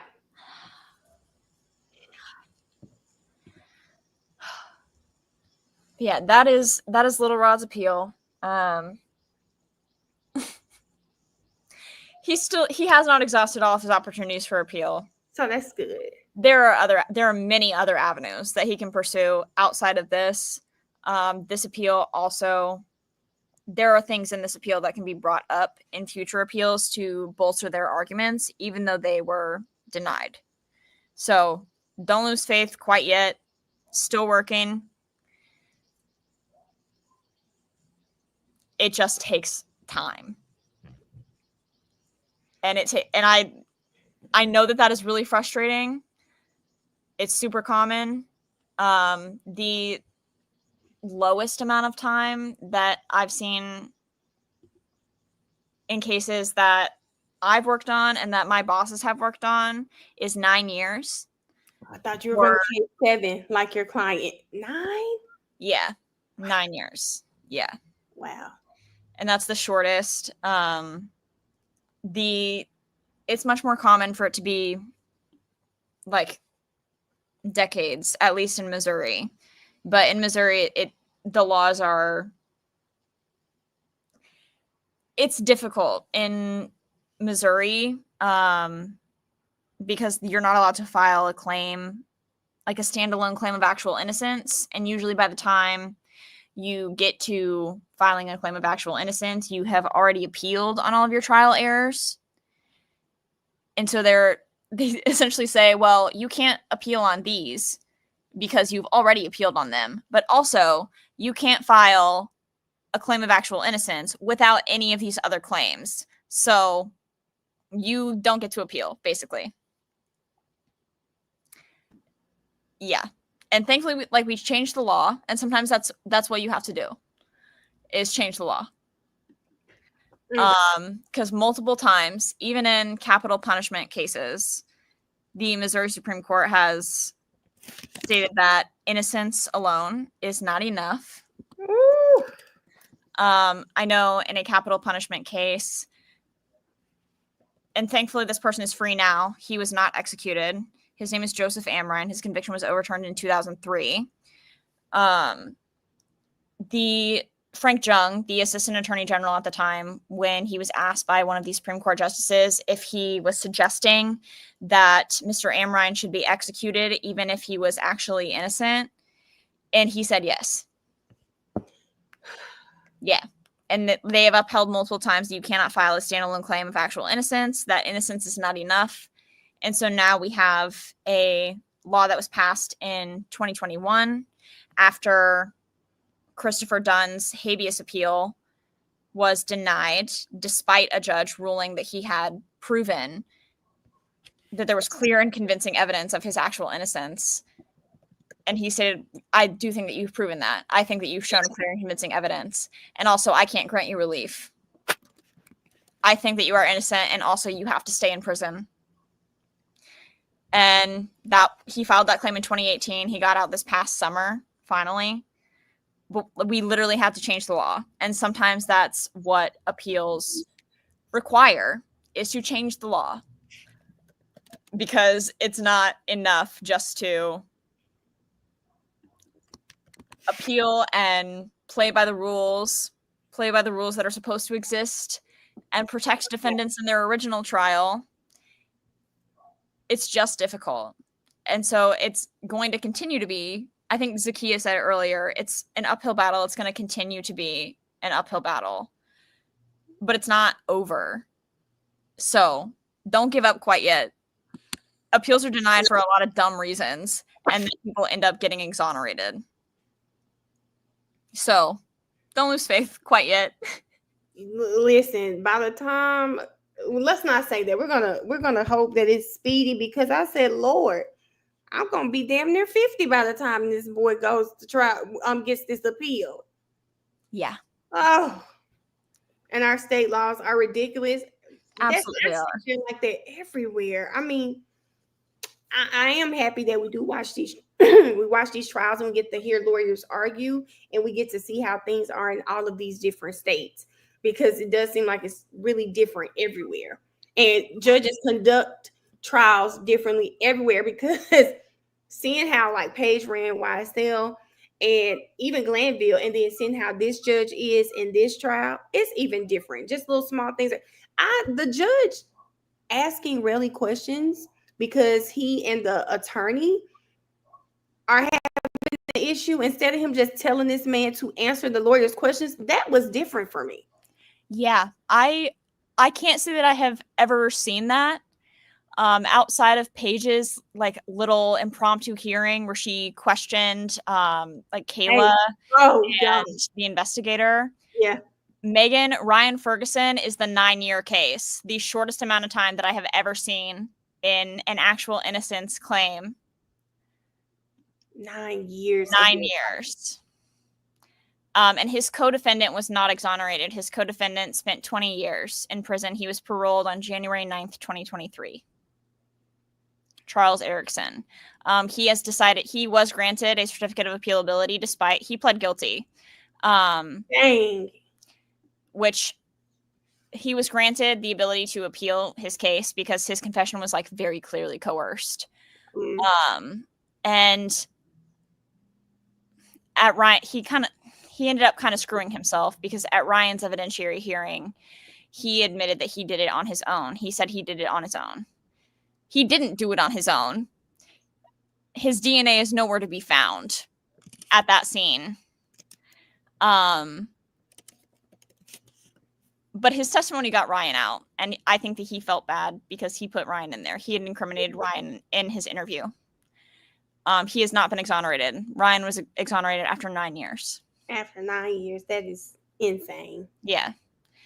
It's very rough. And yes, outside of Paige's like impromptu hearing about the ex parte meeting, I have never seen like a judge, especially in front of a jury, ask a witness questions. They'll usually just instruct the witness to answer the question. Listen, I just did a TikTok video about let me refresh my memory. But there's one of the parts in here rarely literally picks up a water bottle. Oh, asking about the girlfriend. Remember, it's been his testimony that the girlfriend was there with him when he found the shell casings, and he asked him, well, how far was she? When Joe asked him, so was she there? Y'all, he like, stop. Y'all remember he picked up the water bottle, drunk the water, and he just sat there like he wasn't going to answer. And the judge says, repeats the question. Okay, well, how far? Is she as close as me and you? Was she? And I'm like, what is going on here? Right. Normally a judge would just say, Mr. Efron, are you okay? Like, you need to respond to the question. Do you need him to repeat the question? And that's about as far as it would go.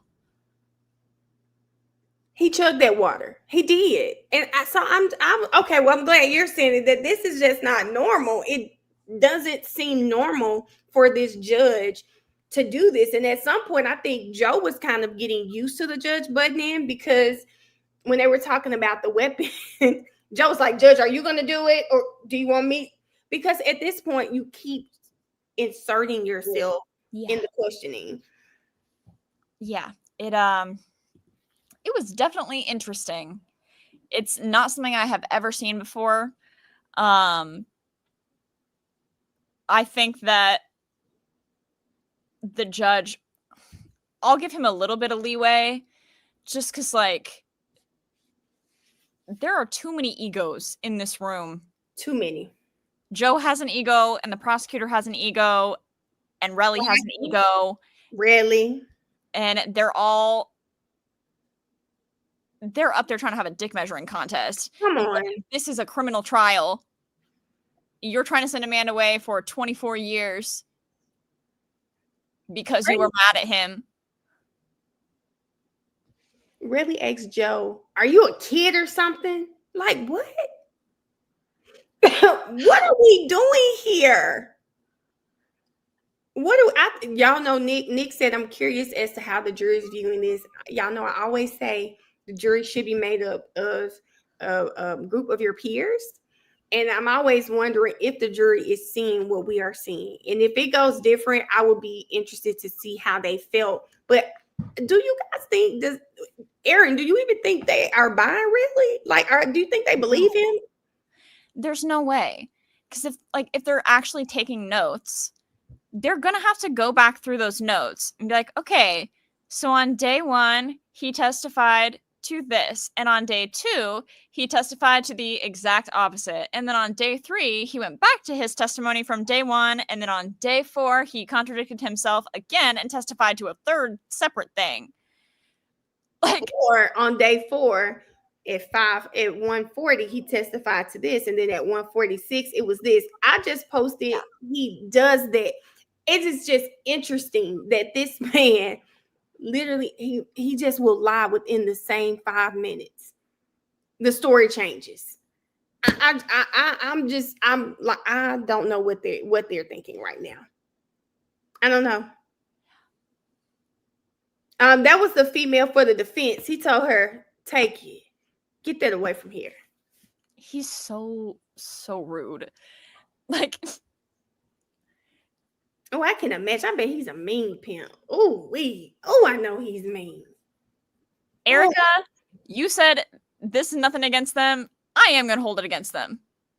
Me personally, I'm holding it against them.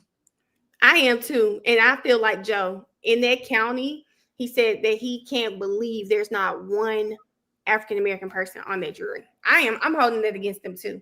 And that was the comment that the prosecutor was complaining about that he made to the media. Like the reason that they wanted a gag order. He didn't even complain about their jury. He said, I love their jury. Like, I love our jury. I think our jury is great. And, like they have a mix of white, Asian, and Hispanic and Latino jurors. They have 7 women and 5 men. They have 4 alternates that are women.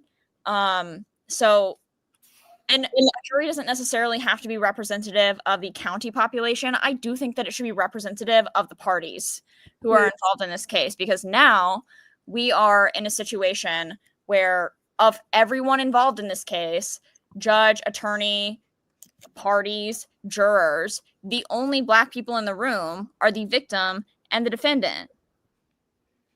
None of the Black jurors, potential jurors, were even questioned. They weren't even questioned? No, they filled out the questionnaire. They were never voir dired. What? Yeah.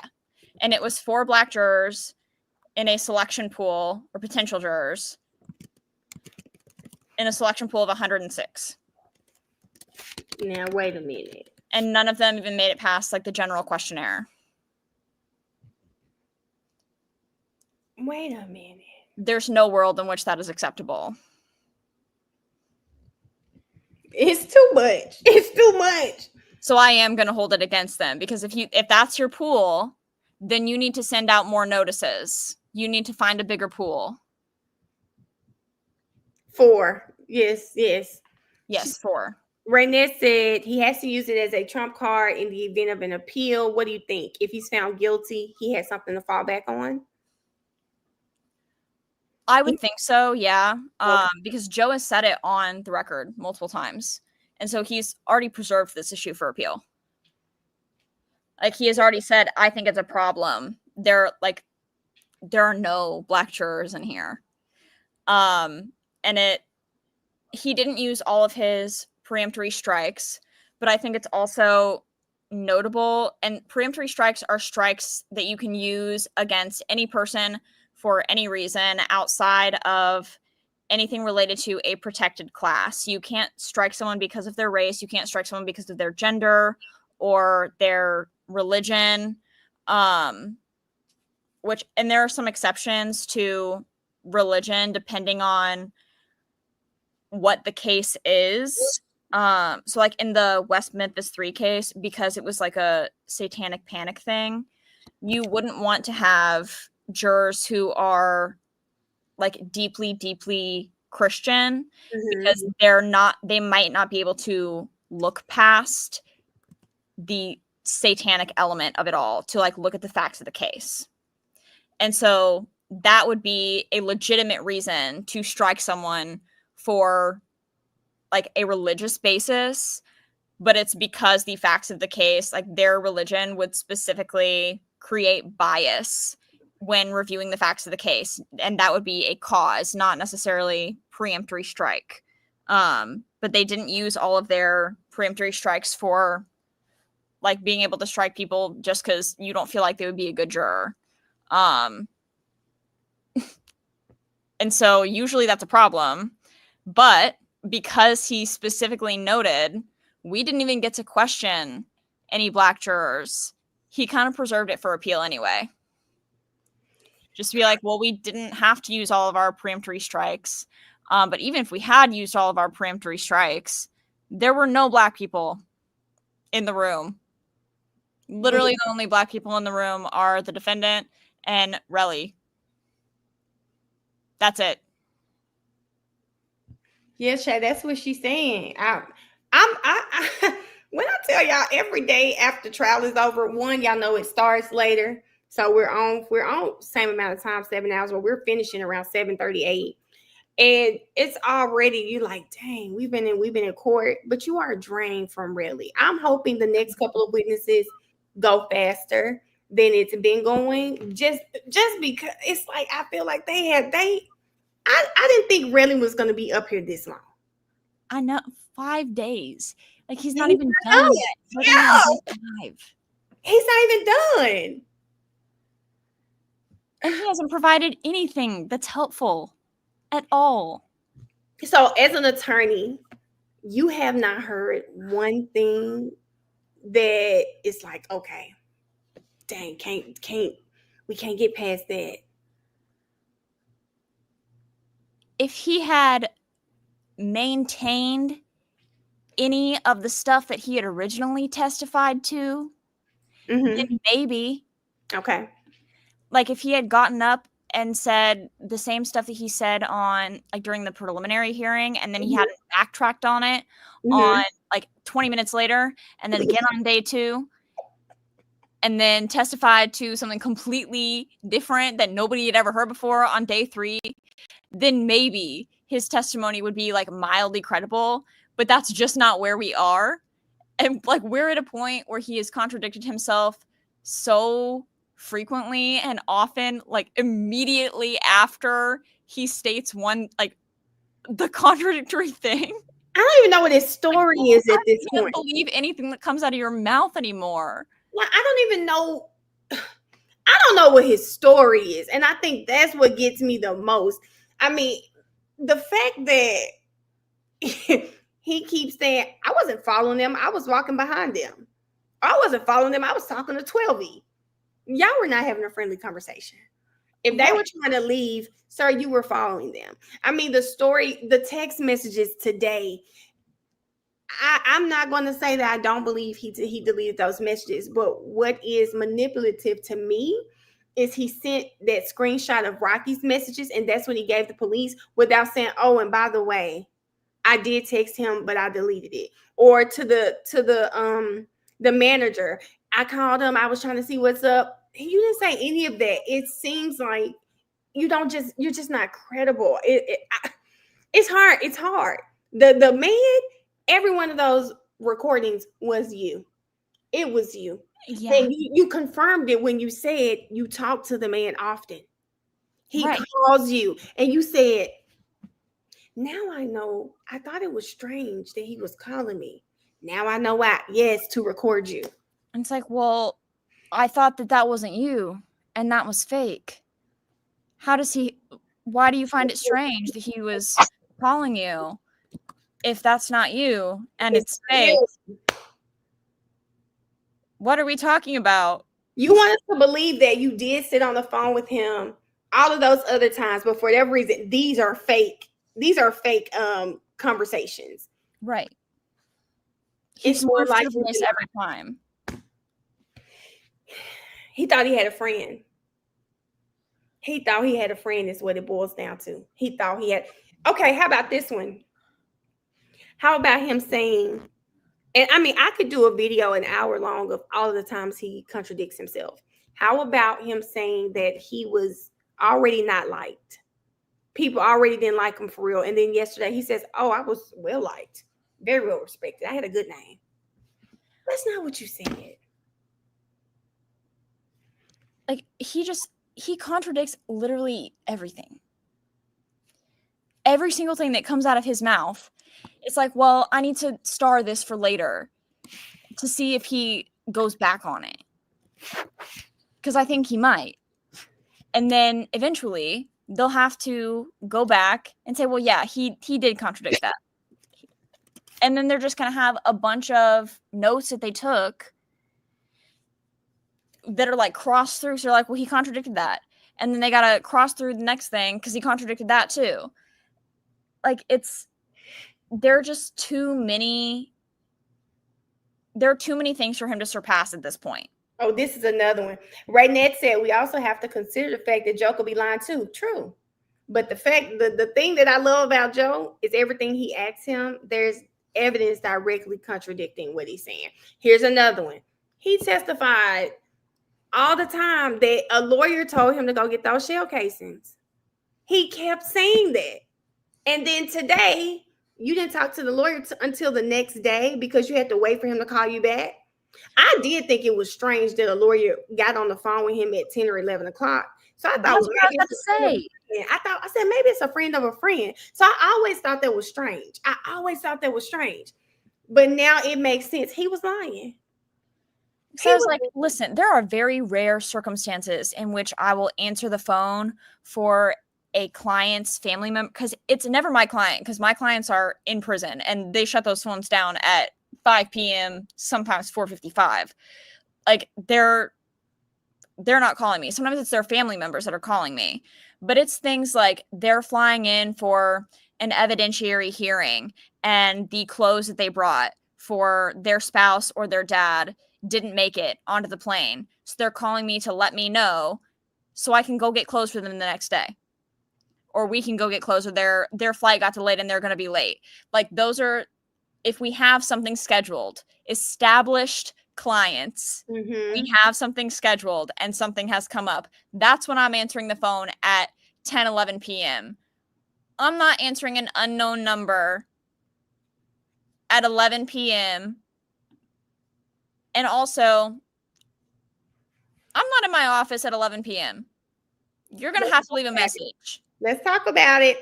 I kept wondering, though. And never in a million years would I tell a client to collect that themselves. Oh, there's that too. Now, I didn't think about that, but now that you're saying it, yeah.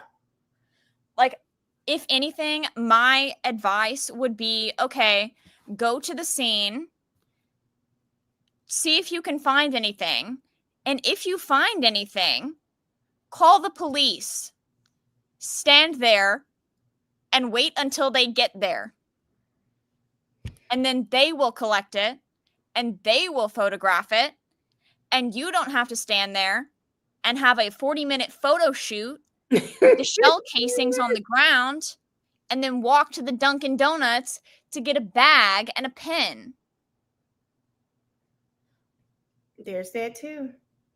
I'm sorry, because now that you said all of that, it's like, why would a lawyer tell you to go be Inspector Gadget? Go, what did y'all call him? Relly Holmes. Go be Relly Holmes, and you go get a brown paper bag, and I want you to collect the evidence, and you go take pictures. Why would a lawyer wouldn't have told him that foolishness? And also, if someone called me and asked me that, I'd be like, well, why didn't you call the police? Wow. You got shot at. Why didn't you call the police? No, Melody. He went to the police 2 days later after he secured an attorney. But why did the police take them? Right. That was also an issue that I had with the way that the prosecutor framed those text messages today. Mm-hmm. Because the way that they asked it, they were like, oh, and these text messages extracted from your phone.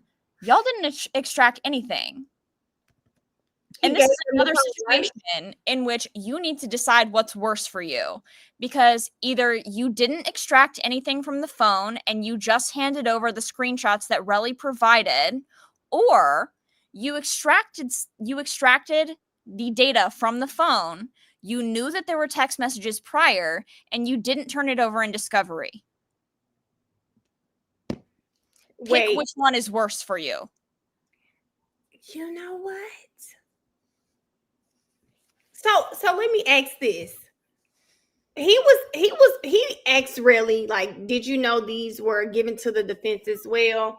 And Relly said, no, I didn't know that. So I thought these were always in discovery. It's just how they chose to paint the picture. I don't think it is. I really don't.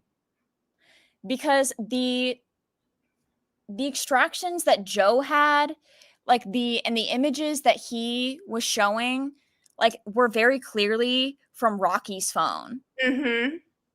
And the ones that the state were showing were very clearly from Relly's phone.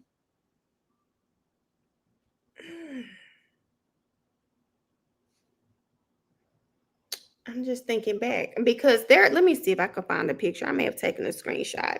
When he was going over the text messages, I said this must be an extraction just based off the way it looked. But you may be right because the whatever they have on Wally, we didn't see it, but I could see that it looked like a screenshot of someone's Instagram. It looked like maybe they were having an Instagram conversation or something, just by the way it looked on the phone. But you might be right. I thought they did an extraction or a cell phone extraction. If they did an extraction, also, like, we would need someone to come testify, like the person who did the extraction to come I testify. wonder if that's, well, then that's it then. Thank you for clarifying that, because I was sitting through this trial and I kept saying this is different from YSL. When they were bringing up, they would be talking about Instagram. I'm like, why don't they have someone to come and like verify that this is the site it came from, like they did in that trial too? So that makes more sense. It came directly from their phones. Yeah. And that's also why they don't have a case at this point. Like, everything that you got, the pictures of the injuries, you're not having a doctor come testify about the injuries. They may The text messages, you're not having someone who did a cell phone extraction come testify about the messages. Like, the collection of the evidence, the police didn't collect the evidence. And in that preliminary hearing, they did their direct and cross of the person who was allegedly the lead detective on this case. I'm not exactly sure what he was leading because he didn't really do anything. But they were on the scene looking for stuff. Like, after Relly had handed over those casings, someone approached them on a skateboard, apparently. They questioned him for a minute. They didn't collect any of his information, didn't get his name or anything. He doesn't remember what he looked like. And they reviewed the security footage, but didn't think that anything was relevant on it. And so they didn't preserve it for the trial. And it's like, okay, so what did you do? What did you see exactly? And then he's up there talking about the report. He testifies that he wrote the report. Yes, this is my report. And then Joe is asking him questions about the report. And he's like, well, I didn't write this. My partner wrote this. Sir. What? I don't even know what to say. It's so bad. Like, at this point, Relly was the lead investigator on this. All of their evidence is coming in through Relly. And he is the worst person to have up there arguing anything on your behalf. And apparently they have that firearms expert coming in. And it's like, well, you don't have the firearms, so I don't really know. Like, he might be able to testify to the ballistics. But that only holds so much weight because you don't have the firearm. How do you think, what do you think about that aspect of the case? They don't have a firearm. They do have this video of him that it looks like it has a firearm, but they can't prove that it's real or not. I mean, if it's real or not. How do you feel about that? I have questions about it just because this is California and they have super strict firearm laws. Because even, but then I also think Relly's testimony kind of undermines that, because like if you raise your hand at somebody and they're enough of a weenie, technically that's assault. Is that assault in practice? No. But in theory, yeah, that's an assault. And so he did pull something that looked like a firearm. And so I think that this is going to be a situation where in the jury instructions, they're also going to have to consider the lesser charge of like brandishing a firearm. But I do think that it's notable that they don't have the firearm. And so we can't really prove beyond a reasonable doubt that this isn't a prop gun. Ooh, say that one more time, please.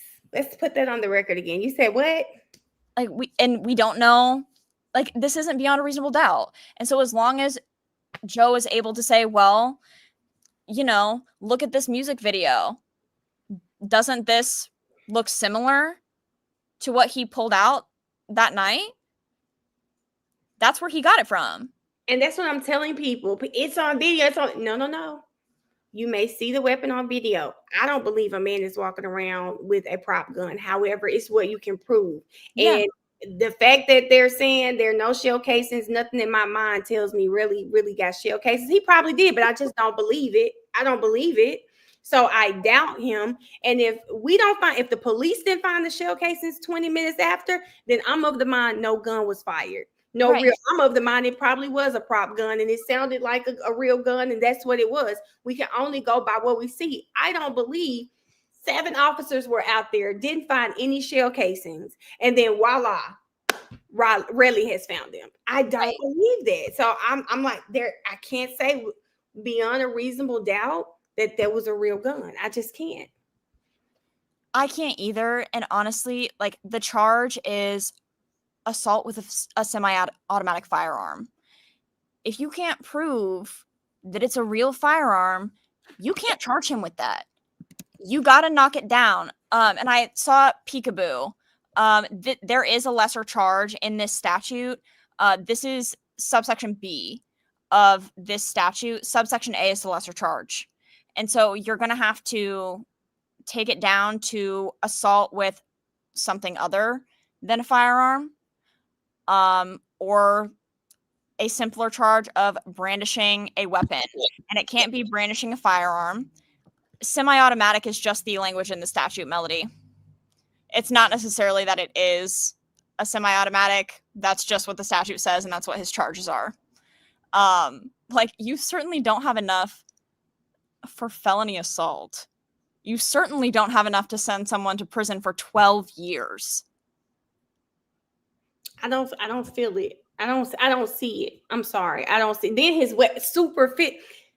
I don't know where Joe is getting all of this from, and but I love that he's bringing this up. They called his injuries superficial, and that to me, I was like, oh, if a doctor looked at him and said, oh, these are superficial injuries, they didn't say that it was from a gunshot, a grazing, or I'm going with what the doctor says, not what Relly says. Right. And then Relly even keeps saying, I believe, I'm assuming. I can't believe you. You don't even know what your injuries are. That's very notable because they're not going to put a doctor up to contradict that these are superficial injuries. Mm-hmm. It's like, well, you're not going to have an expert up here to testify. No, like this is definitely what an injury could look like from a grazing wound. Even if it's not showing bone, sometimes in a struggle, when people are moving, you know, it could have just like barely touched him and like it looks like a scrape. Sure, you're not putting anyone up there to say that. So what now? Once again, all we have to go on is Relly's word.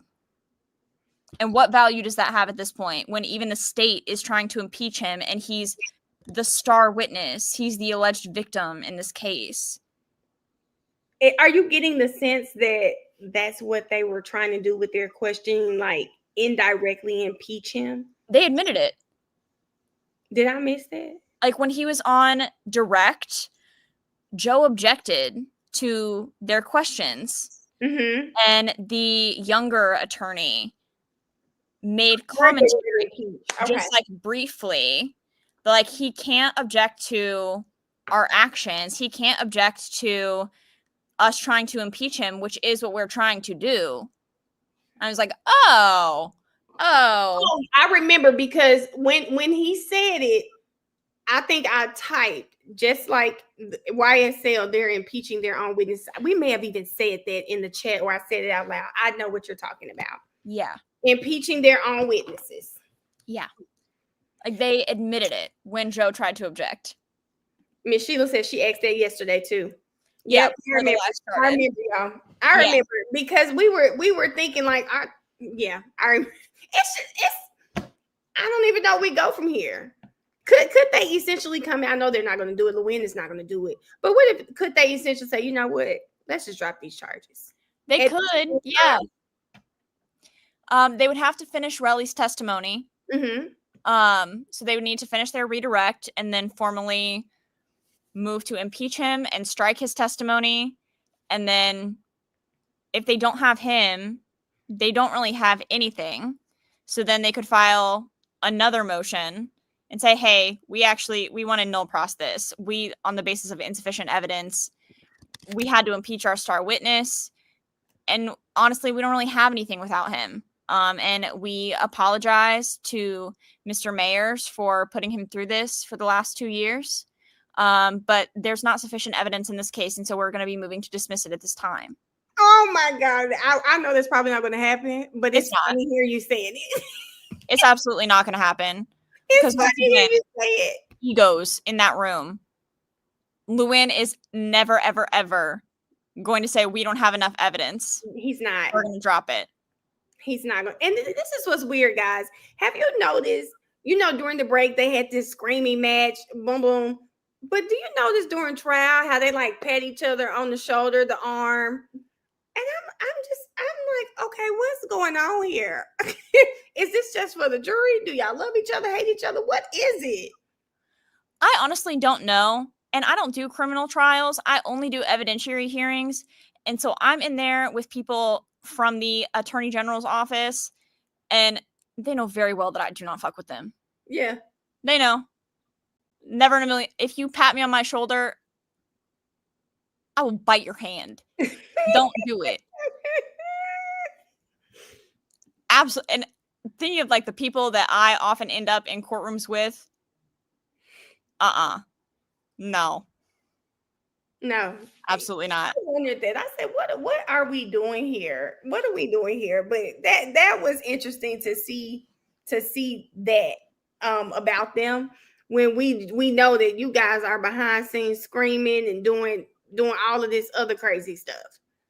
It's very, very interesting. Because the person that I'm thinking of has complained to a judge that I was not cordial to him outside of the courtroom in a bar when he approached me and tried to say hello, and I turned around and walked away.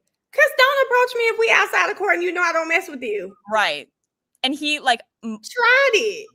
Early in the morning, the next day, complained to the judge that I was not cordial to him. I was like, listen, you're lucky I'm cordial to you in this courtroom. I'm on my own time, baby. I wish one of my managers ever felt like that. Like, baby, bye. I'm on my own time. Go ahead. Do you? And this is like an assistant attorney general. It's like, can you get away from me? Like, I know you live in this city, but I live 3 hours away, and I had to travel down here because y'all can't put your egos aside and see that this conviction is shoddy at best. So don't try me. It's 8:02 in the morning. I'm not doing this with you. Oh, my. So irritating. So, I don't understand them ever, them playing nice with each other and being like, oh, look, here's my exhibit. And they're, looking at the computer together like they're besties. I would never. Yeah, it's a no for me. It's a no for me. They say you sound like a mix of Starr and Yates. Oh my gosh. Enormous compliment. I love both of them. Yes. It's so crazy that we were talking about this. I was just talking to Starr under my page. Somebody was asking, and it's good that we even had this conversation. They were saying, can somebody come on? And I wasn't even thinking. I knew we had the little raw stuff tonight. Just sit here and talk like we talking. We already in the chat all day. We got this. It worked on out. City girl Erin is hilarious. No, Key, Lewin did snatch on Joe's laptop. I said, now this is crazy. I don't understand how is it getting like this, but he snatched his laptop. I said, now y'all got to have some sort of self-control, something, some sense of self-control. Joe was constantly doing all this, throwing stuff. He's throwing his hands. I mean, I know the jury is probably like, what the hell is going on? It looks like a toxic relationship playing out in front of them. Oh, it does. That's perfect. Very passive aggressive. It is funny to watch, but it's a little annoying too, especially not really Joe, but the state's objections. Every chance they get, and I get why they have to object. They're trying to help really as much as they can. Unfortunately, you could have helped him by vetting this case. You could have helped him a long time ago. You didn't do it. They honestly, I understand why they're objecting, but I feel the same way about it that I felt about Love when she would object. Like anytime Max or Brian would open, like I remember Brian asking, like starting a question, and all he said was if, and Love objected. I was like, girl. No, do you remember her I know hand? you're trying to save this case, but shut up. No, Erin, her hand on that little box so she can say objection. Like, girl, calm down. One day she wore that box out. She might be the reason they had technical issues. She wore that box out. I would not be surprised. I really would not. They are worse than Love and Steele. I agree. Because at least Steele had like decorum. And he would let it slide. And that's the thing about Brian Steele. Like if Brian Steele filing like finally telling the judge, I believe this court is biased. Any other attorney would have done it months prior. He is remarkably measured. Yeah, I'm gonna pull it up before we get off here. It's some clips y'all asking me to play, so I'm gonna pull up those clips. And then I told y'all I got my best friends coming in town tomorrow. So I don't know what we're doing this weekend. So this weekend, there are two. Y'all wanted me to find when he was on drugs. When he was on drugs. Him asking about the drugs. And the first one is easy to find. The first one is, and Erin too, thank you too. I want to make sure I say it again. Can we please put some TYs so y'all can come on through TYs in the chat. Thank you for Erin coming up too. For telling us about that appeal, Erin. I don't know. I'm happy that we changed the subject because Erin, I got a little sad with Lamont. That made me sad. It's a rough landscape. How much can I say? Don't be surprised if you see like a class action lawsuit against the Kansas City, Kansas Police Department. Mm-hmm. And specifically his former partner, Roger Glupski's former partner, who is still alive. Okay. And I will not say the commentary that I was going to say after that because it's not nice. Yes. And the unified government of Wyandotte County. Because the mayor is also a former police officer. And he's a person who is like, no, I think an internal investigation is fine. Literally the only person who has pushed for an external investigation, the person who dismissed charges against Lamont McIntyre. Shout out District Attorney Mark Dupree. Like truly a normal person, a normal prosecutor who like doesn't let his ego get in the way of the facts of a case. I wish that was more common. It's not. And so I thank him for it. Truly, truly. For being able to, because our evidence, like the evidentiary hearing wasn't even over when he dropped the state's opposition to overturning Lamont's conviction. And was like, actually, like we went to lunch. I'm thinking about this. I'm going to drop our opposition to this. And I think that this should be overturned. And it was. At least he's a good one. And a conviction of another man, Cedric Warren, was overturned in November. And the judge was like, well, the state has 30 more days to retry him, so he has to stay in prison. Mark Dupree went right to his office, dropped the charges. He came home the next day. Oh, wow. Wow. Yeah. Like he testified at Sylvester McKinney and Brian Bett's parole hearings, which is very rare. They were two of the other men who we believe were wrongfully convicted by Roger Golubski's investigations. And it's rare for a prosecutor to do that. A lot of times parole boards are looking for remorse, and you can't express remorse if you're maintaining your innocence. So to have a prosecutor show up, it really means a lot. And I'm very, very grateful to him. So don't expect to see him in the lawsuit. But I would expect to see maybe the mayor and some police chiefs in the department and the unified government in general, since they can no longer sue Roger Golubski since he is deceased. Oh, we're going to keep our eyes on this one then, because that sounds spicy. Yeah. Keep your eye out. That sounds really, really spicy. Yeah. Yes, we're going to make sure, but I want to make sure we I don't know if you saw the TYs in the chat. Thanking you so much. I did. Thank you. This is amazing. And I love the way that you can explain it to us, because we love that over here. Breaking it, well, you've been in the chat to break it down and help us understand what we're reading and why it's happening. And you sound so passionate too. You sound really very much so. I can tell, and I know your clients are very happy to have someone like you on their side. They have to be. I mean, the explanation part is like one of my favorite parts about your channel specifically. I don't see a lot of other creators that do that. Like actually take the time and say, okay, I'm not going to skip ahead during the lunch break. We need to look into this. Like none of us are understanding it. Let's look it up. Let's figure it out. Because realistically, like a lot of people don't know this stuff before it happens to them. And before it happens to someone that they love. Mass incarceration is an enormous problem in this country. Like 50% of people in this country have had a loved one incarcerated at some point or have been incarcerated themselves. Mm-hmm. And a lot of times they don't know their rights until they're being violated.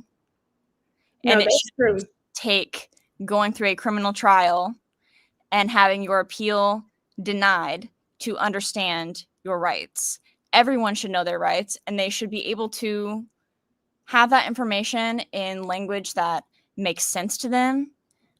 Like it's something that I know it's an issue with like voting as well. I also do the policy work for my firm in introducing new laws. One of the things that we like to do is send out like things explaining what the amendments are going to be on ballots, because they use legalese on seriously voting ballots. And it's like, well, that's hard to understand. You can't do that. Like people don't know what they're voting for, and so they skip it, even if it's something that could really benefit them. And that is the case for a lot of laws, a lot of your rights, a lot of the things that you're voting on. Everyone should have that information. Like half of the country reads at a 6th grade level or below, and they should not be barred from the information that they need to survive because of that. Like we have to explain it at some point, and it can't be after it's been violated. Well, child, I told them over here that for me, this is more for me too, trying to understand these policies that are coming out from this current administration, how it's affecting us, because I do want to make sure we are informed. And when we're going through trial, that's why it's always funny when people start arguing with me about it. Like, listen, If you're on my channel, I know it's annoying, and that's probably why. Not probably why, because I think I have a great community. I'm going to say that is why people may come here and say, "Girl, shut up." No, we stop. And if you're over here, you're accustomed to us doing that, trying to understand, go back. Did he really say that? Or am I hearing things? Like, let's go make sure that's what was said. Let's make sure that's the evidence that's out there, because we want to make sure we're like the jury. We want to make sure we're hearing what's said and not just watching. That's why I'm happy we went back. And I think I'm going to watch it again, because the super chats was so overwhelming today. I was half listening, overwhelmed. We went back and I'm like, oh, wow, I didn't hear that. But we do that over here. We are definitely going to go back. What do we say? We start, we stop, we start, and we talk. We're going to do that over here. So thank you for that. Honestly, my favorite part, truly. And we love having the attorney in the chat that help us understand too. I think that's one of the things I love most about them is the fact that I know I talk a lot. They talk back and they're going to chat right back with me. And I love that. It makes me comfortable, because this is how my brain works. I don't have the brain where you can tell me where it's at. And they've seen it in this chat. Sometimes my processing is a little slow. So no, I've got to hear it and I need to understand it. And there may be people out there like me too. We need to understand it. Absolutely. And honestly, like, they can go to the long crime stream if they don't want to hear talking. You know what, Aaron, you said that, and Key reminded me. Key, I told my daughter about this comment, because every time someone comes over here and tries to tell me to shut up, I'm like, just leave. We do this. And when you've been following me for so long, we're accustomed to talking. I try to stay on mute, but sometimes I'm like, no, I need to say this to them. And today was one of the first days. Sometimes I have a little anxiety when the stream is more than just like the core people. I do get a little anxiety with stopping the stream to really talk. But I forgot. I'm like, baby, they don't care. The people that are here are going to be here. And if you don't like it, you'll just get off. Right. I mean, you can go to the YouTube search bar and search Rocky filter for live and find literally anybody else. I didn't know that, but they're good. There are so many other people streaming this. Just go find one. Aaron, they want your social media information to keep up with. Do you have a YouTube? No, I'm not even on social media. Oh, okay. Well, you can be on ours if you're not going to start social media. You can always come over here. Always come over here. If you do get your social media pages, YouTube or whatever, then let us know so that we can subscribe and we can follow and support. Listen, Mr. Williams said the opposition can see it. They watch. I love that. Period, Aaron. Okay. So I'm not on there. I get it. Okay. I love that. And we respect it. No, Jaleesa, I don't even want to talk about those again today. We respect it. I don't want to talk about the super chats. I'm not going to go down there. I'm not going to be on here cutting up again. Not going to be on here cutting up about super chats again. But we do appreciate that. That's okay. We're going to catch you in the chat. And when I'm going to send you my number tonight, so that if there's ever anything like you want to share, that like these cases that you're keeping up with and you want to come and share with us, we can just schedule lives and things like that going forward. And if you're comfortable with doing that, I think that would be great. Yeah, that's totally fine with me. I know a date to look out for Lil Rod. He has 4 years for past his disposition to file his notice for any post-conviction relief that he intends to seek. So keep an eye out for October 1st of 2025. Okay. That is probably not when an actual post-conviction appeal will be filed, just a notice that he intends to file one. Because if you don't file it on that day, then you are technically waiving your right to do so. And you don't want to do that. I know I'm tracking it on Research Georgia. I don't know if people who don't have bar number logins are able to do that. But I'm happy to share any filings that I'm able to obtain. So love it. I also don't think you should have to pay for them. 50 cents a page? Are you kidding me? Mama Jenkins said it's Aaron talking about the ops be watching. Facts. No, they do. Never mind their business. That is serious. Yes, y'all. I am. I'm still stuck. Y'all, I promise. I didn't know we were gonna be on here like 2.5 hours now. And Oh I my think gosh, this yeah. is great. And I'm gonna say this. I don't know if true story in here, but I'm a true story. I don't know if you're in here, but baby, this was so much more fun than watching Hilton's closing, friend. I'm sorry, no shade. This was so amazing, and I loved it. every part, from talking about Lil Rod, learning about these cases, just kind of discussing really and things that we've been wanting to get out. It was fun and friend. Okay. Yeah. Hilton's And Brianna, oh no, you're fine. Brianna said we've come such a long way from plugging back in, but Brianna is only going to get better. I promise you guys that it's only going to get better. I told Mariah that today. I said sometimes you ask God for things and he shows you, sometimes in an overwhelming way, that you're on the right track. And I'm just gonna keep going forth with what I have planned. So I love you guys. And Aaron, I thank you again so much for coming on here, because now we done made you our millionaire attorney over here. We did, because this was an amazing conversation, and I love that the chat absolutely loved it too. And it was so informative, because now I got to go look up Strickland. I got notes for that. I've got notes for Lamont McIntyre. So now I got some stuff that I want to look up as well out, and that's things that I learned from you on here. So I appreciate it. Yeah, of course. I loved this. This was so fun. Thank you for having me on. Alice said, y'all talk about my sister blinds. Okay, y'all, but thank you again, Aaron. And I'm about to get out here, y'all, so that I could go and get my life together for this weekend. But I appreciate everybody for being on here again today. I don't know if I'm gonna go live this weekend. If I do, it'll be on TikTok, and it probably won't be about no trial. Y'all see me on TikTok in the club or something with my homegirl, don't come on there asking me, you think really mad? Don't do it. Because I don't want to One hear thing I want to say about this clip and the questions about substance use and the potential of Joe having Relly's medical records, I don't know. I think it might be a possibility that if he has the medical records, that somebody in there might have noted that they believed Relly might have been seeking substances. Because that's something that there's like, I know I used to do like front desk emergency room in undergrad, and it would show in the record if one of the nurses or doctors had noted that they thought the person was like a drug seeker, essentially like coming to the emergency room with not that severe of an injury and really, really playing it up, and they had been there a lot of times and had been prescribed certain things each time.